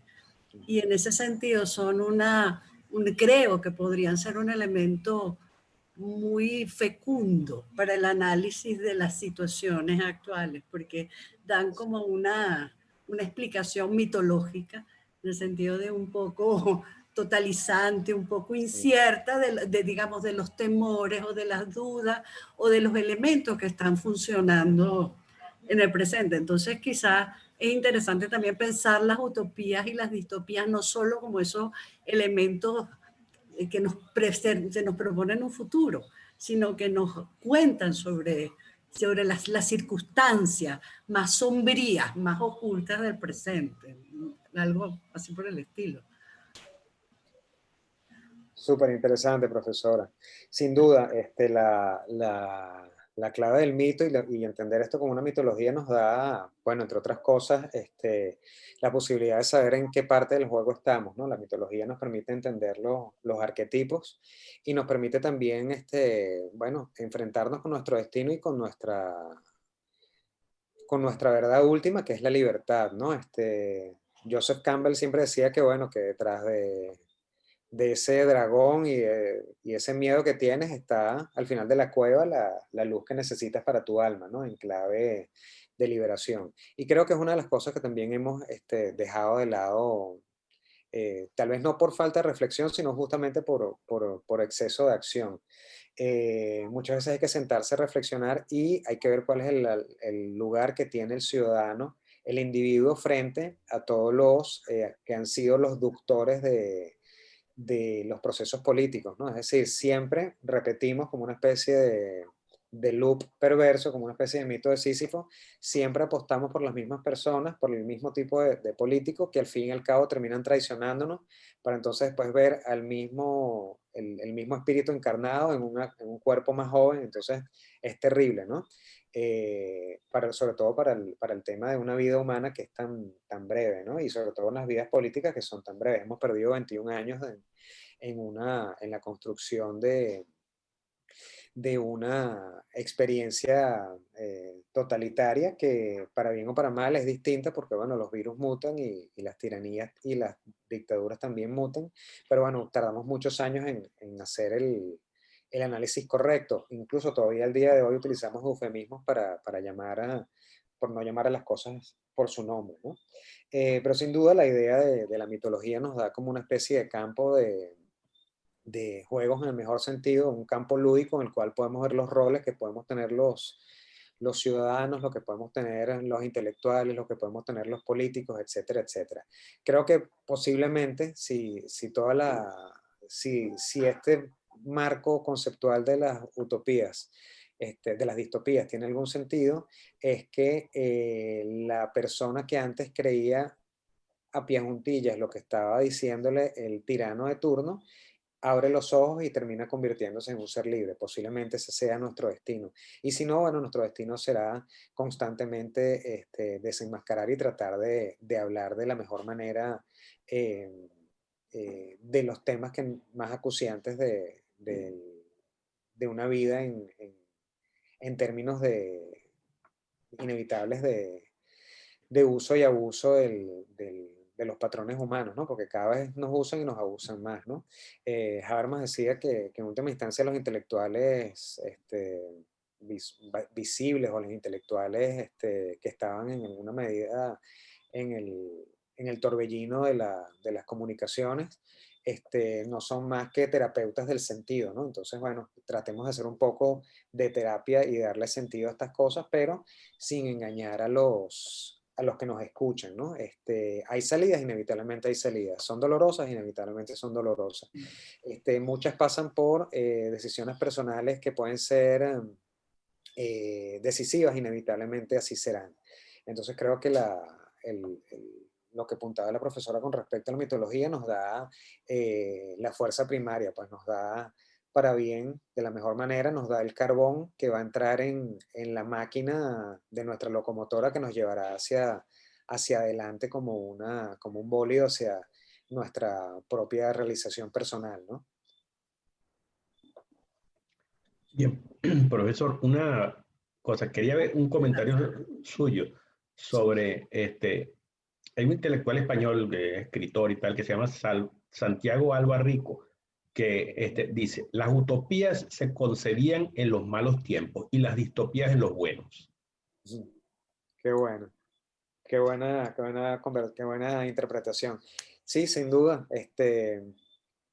Cuando está todo muy chévere, entonces empiezas a hacerle caso a las locuras del inconsciente, ¿no? Es como el punto de consumo, Los ¿no? profetas del desastre, decía el presidente, ahora se me fue el nombre, como Luis era, Herrera creo que era. Luis Herrera, sí. Exactamente. Profeta del desastre. Los profetas del desastre. Fíjate que no es casual que eso también se ha venido estudiando desde el punto de vista de la narratología. ¿Cuándo es que tienen más éxito las distopías o las películas de zombies? Y las películas de zombies y las historias distópicas muchas veces tienen éxito en momentos en donde hay plenitud económica. Es decir, ahí fíjate que lo que dice el profesor Santiago Alvarico tiene mucha precisión, ¿no? Buenos tiempos nos ponen a pensar en pesadillas, nos ponen a pensar en monstruos inexistentes, y los malos tiempos nos obligan a pensar en una salida positiva, ¿no? Entonces, digamos que esos son dos elementos interesantes de la naturaleza. Igual para los teóricos políticos, ¿no? Nada mejor que una guerra civil para escribir un maravilloso texto que sea un parteaguas de la filosofía política, ¿no? Entonces, bueno, no es lo mismo haber escrito El Príncipe o El Leviatán que escribir un texto de teoría política en pleno éxito de los baby boomers en los años 50, ¿no? En los años 40 y finales y a principios de los 50. Entonces creo que también el contexto nos conecta, ¿no? Como diría Ortega y Gasset, yo soy yo en mi circunstancia, y si no salvo mi circunstancia no me salvo yo, ¿no? Entonces al fin y al cabo hay que transformar el entorno para que nos permita seguir viviendo en ese propio entorno, ¿no? Lo que hablamos al principio también de esa fijación que tenemos los politólogos con el enfoque sistémico.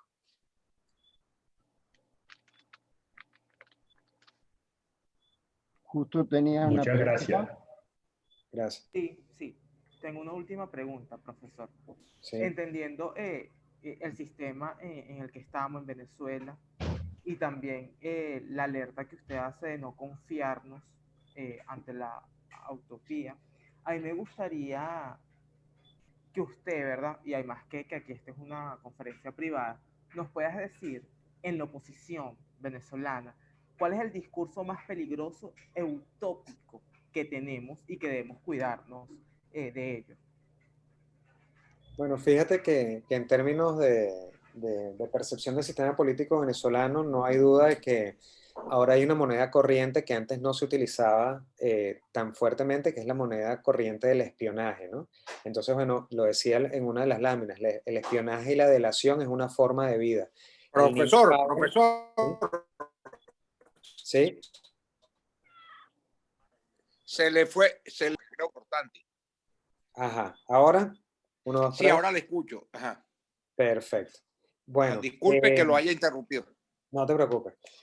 Bueno, en términos del sistema político venezolano, digamos que una de las transformaciones más negativas que hemos visto en los últimos años es, además del tema de un clientelismo que ya se ha convertido en una especie de servidumbre de ciudadanos que son unos nuevos siervos de la gleba, hemos visto, y estaba presente en una de las láminas, es el tema del espionaje y la delación como forma de vida.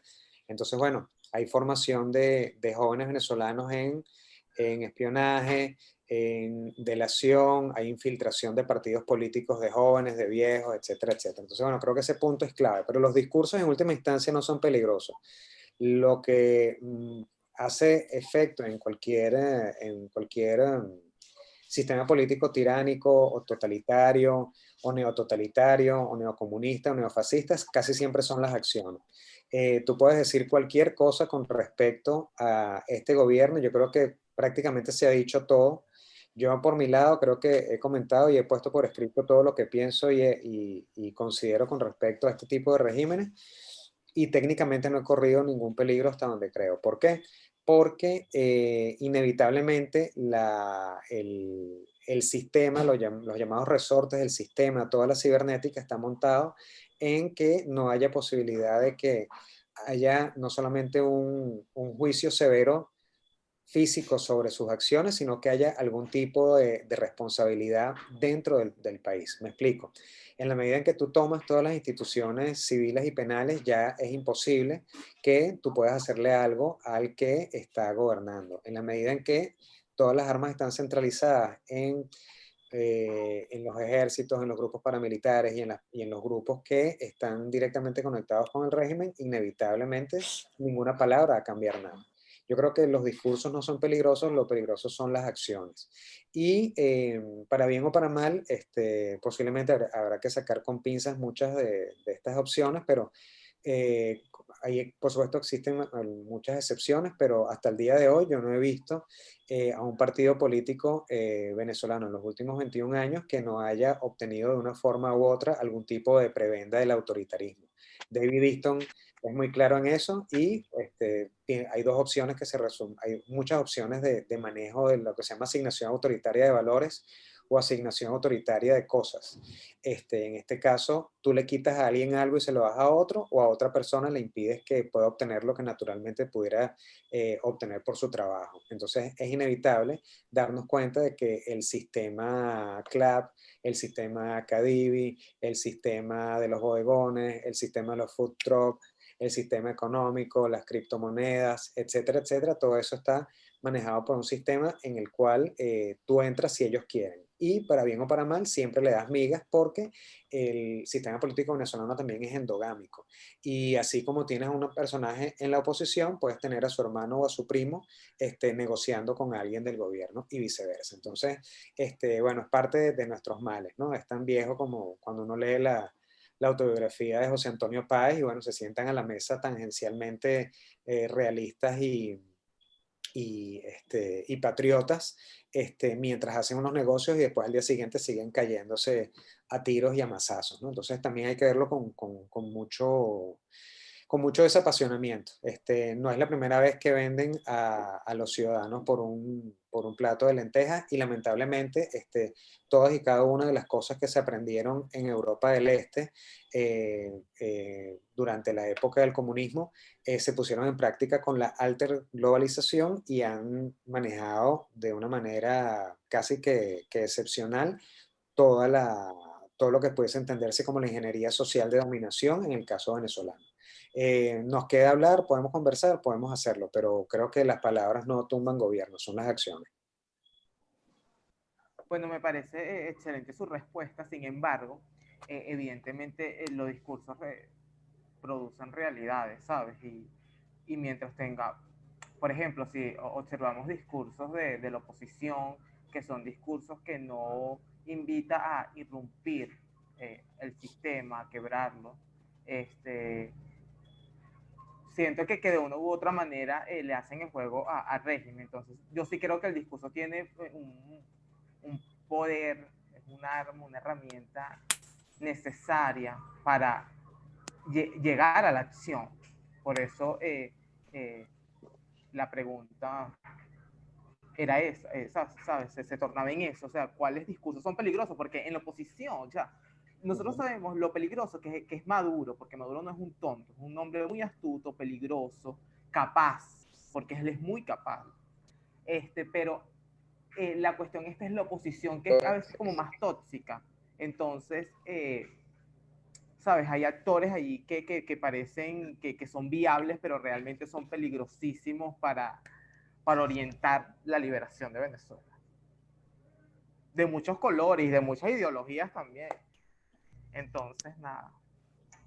Creo que estamos en un tema álgido y complejo y largo que está comenzando. Yo no creo que Maduro se va ni en diciembre ni en 2 años. Todo está comenzando, es el inicio de unos tiempos menguados para Venezuela. Sí. Pensemos también un poco en la reflexión de Max Weber, ¿no? Max Weber en El científico y en el político decía que el trabajo del científico era dudar. Mi trabajo en un salón de clases es dudar, poner las cosas en duda, todo el trabajo pues que hacemos los profesores es ese. Y la labor del político es no dudar, es ir siempre hacia adelante. Entonces, bueno, ahí está la figura del estadista que te dice que, mira, hay que seguir esa estrella, aunque ninguno de las personas que está alrededor vea cuál es la estrella, ¿no? Entonces, bueno, es un trabajo de persuasión y de motivación. Pero definitivamente dentro del discurso político actual, las movilizaciones ya no dependen de las palabras, sino de las acciones, en el caso venezolano. Sí, Puede, pueden darse otras opciones, ¿no? Pero sin duda que todo depende del sentido histórico y el sentido incluso de sacrificio que pueda tener el político actual, ¿no? Para bien o para mal, y tal vez eso lo tengamos mucho dentro de nuestro ADN, a los venezolanos nos gusta más, y aquí voy a decir una frase del criollismo nuestro, es mucho más fácil, es mucho más sabroso jalar bola a la sombra que jalar escardilla al sol, ¿no? Entonces, mucho de nuestra clase política sigue siendo connivente y sigue siendo colaboracionista, y como te digo, hay que seguir el dinero. Eso es una de las cosas fundamentales para entender el drama en el cual estamos metidos. Hay que observarse apasionadamente, y si tú sigues el dinero te vas a dar cuenta que hay muchos más ingresos. Es mucho más sabroso y es mucho mejor ser oposición que ser poder. ¿Por qué? Porque contra el chavismo se hace dinero. Es decir, hay una opción maravillosa que es ser una oposición fiel. Y hay muchos partidos políticos, por supuesto con ciertas excepciones, que viven de ser oposición fiel. Entonces eso hay que tenerlo claro también como analistas, ¿no? Profesor, usted como estudioso de las ciencias políticas, y para lo que valga eso, yo diría que posiblemente es inocuo, pero como curiosidad, ¿cómo define usted al régimen actual dentro, o cómo lo categoriza dentro de la ciencia política al régimen actual? Porque uno oye a Magdaleno que lo llama no sé qué, el otro lo llama no sé cuál. ¿Cuál es exactamente, o si es que se puede delimitar una definición para el régimen actual que vivimos? Ok, yo creo que lo más sencillo es decirle tiranía, porque decir autoritarismo hegemónico, autoritarismo competitivo, ahora está de moda una palabra que le pones la letra I adelante a la palabra liberalismo, entonces se llama iliberalismo. Esas palabras no hacen más que enturbiar el análisis y la comprensión. Yo creo que llamar a las cosas por su nombre, no, como era Albert Camus, decía, no llamar a las cosas por su nombre agrava el mal en el mundo. Nada cuesta decirle a una tiranía que es tiranía. Hace rato que dejamos de hacer dictadura, hace rato que dejamos de hacer un sistema político bipartidista. Estamos viendo un sistema político unipartidista con unas variaciones que, bueno, vienen siendo los bemoles que a las personas les interesan a la hora de escribir más páginas, ¿no? Pero definitivamente estamos viviendo una tiranía, por supuesto, como ya habíamos hablado, con una serie de características que son muy venezolanas, fíjate. Nosotros, cuando tratamos de ver al gobierno que se instauró con el presidente Chávez, pudiéramos hablarnos de muchas cosas que tenemos a mano. Es decir, tenemos de alguna manera el caudillismo del siglo XIX, pero tenemos la demagogia y el populismo que heredamos de Perón y que después llevó al ad nauseam y a al máximo esplendor Carlos Andrés Pérez I. Tenemos mucho de lo que fue el cogollismo de los adecos del año 45 al 48. Tenemos mucho del movimiento financiero que creó el lucinchismo, porque recordamos que en los primeros años del chavismo, quienes manejaron su cartera de clientes y su estructura económica fueron ex adecos lucinchistas. Tiene, por supuesto, mucho de lo que llama, que a mí me gusta mucho ese politólogo español muerto, Juan José Lins, que lo llama sultanismo, es decir, una persona que tiene una busaca de plata y está tirando real hacia los lados. Tiene, por supuesto, mucho de lo que podemos entender como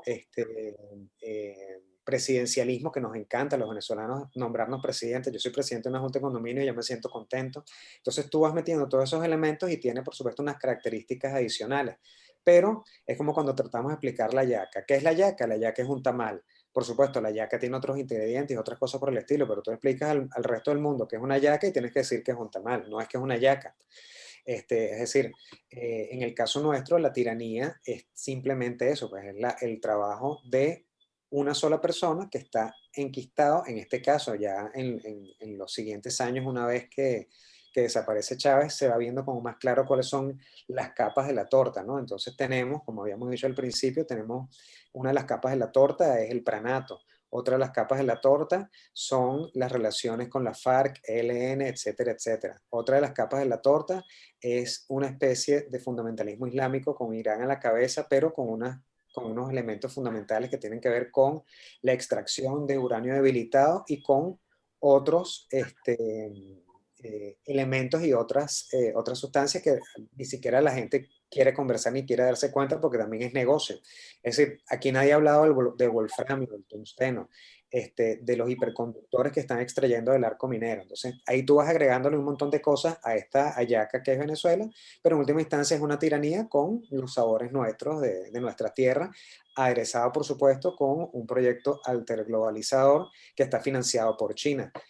¿A qué obedece la destrucción del aparato productivo nacional? Entre otras cosas, a que no solamente los venezolanos, sino el resto de la región no comprara nada venezolano, sino que tuviera que comprar las cosas de cuarta, quinta y sexta calidad, que son las cosas que venden los chinos. Entonces, bueno, ahí nos vamos viendo elementos geopolíticos más interesantes y que de alguna manera también se quedan cortos con las explicaciones que se hacían a veces desde las vísceras cuando se hablaba del Foro de Sao Paulo o cuando se hablaba de la alterglobalización, ¿no? Creo que los checos, la República Checa nos dio la primera explicación de lo que estaba pasando en Venezuela, y aquí vino en el año 2006 el profesor Jan Rummel y explicó prácticamente todo lo que había pasado y lo que estaba pasando y no se equivocaba en nada. Es básicamente la construcción de una tiranía comunista, por supuesto, con los bemoles de un libre mercado, por supuesto,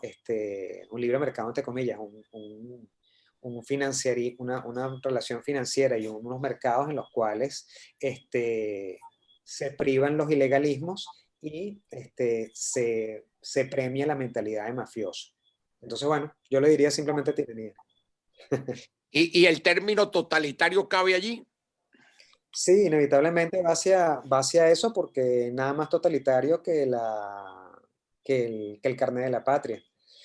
Nada más totalitario que esa versión 2.0 del carnet de la patria, que fue la lista Tascón. Entonces, bueno, ya estás pillado y sabes dónde votas, dónde no votas, qué comes, qué no comes, si tienes algún otro apoyo del gobierno, cuántas personas viven en tu familia, cuántas personas viven en tu casa. Eso se ha ido construyendo, y por supuesto como funcionan las tiranías y todos estos gobiernos ultra, ya sean de ultraizquierda y ultraderecha, trabajan muy bien el silencio. Entonces, bueno, saben más de nosotros de lo que nosotros sabemos de ellos. ¿Eso es bueno? ¿Eso es malo? Bueno, en última instancia, si eso cayera en manos de la Procter & Gamble, a lo mejor tendremos jabones personalizados con los sabores y los olores que nos gustan, pero sabemos que no, ese no es el producto es la dominación.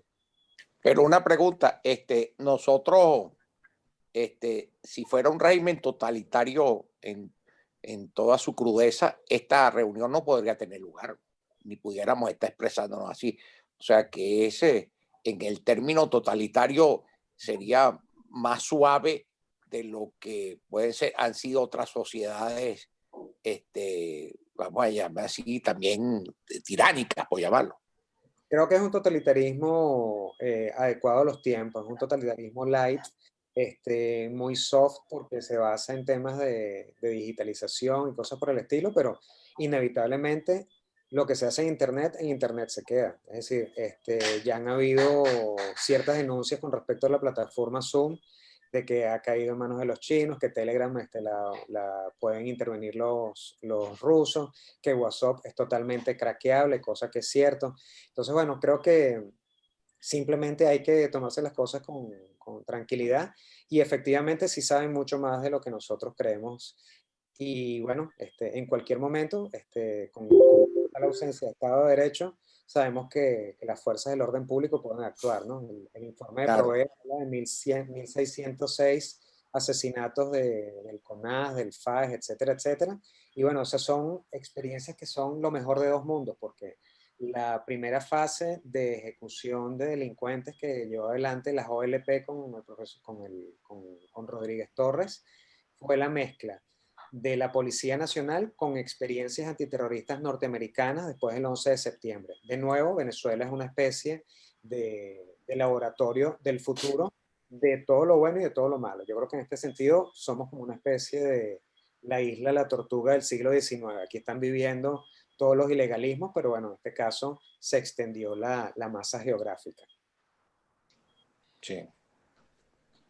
Gracias por su respuesta. Gracias a ustedes.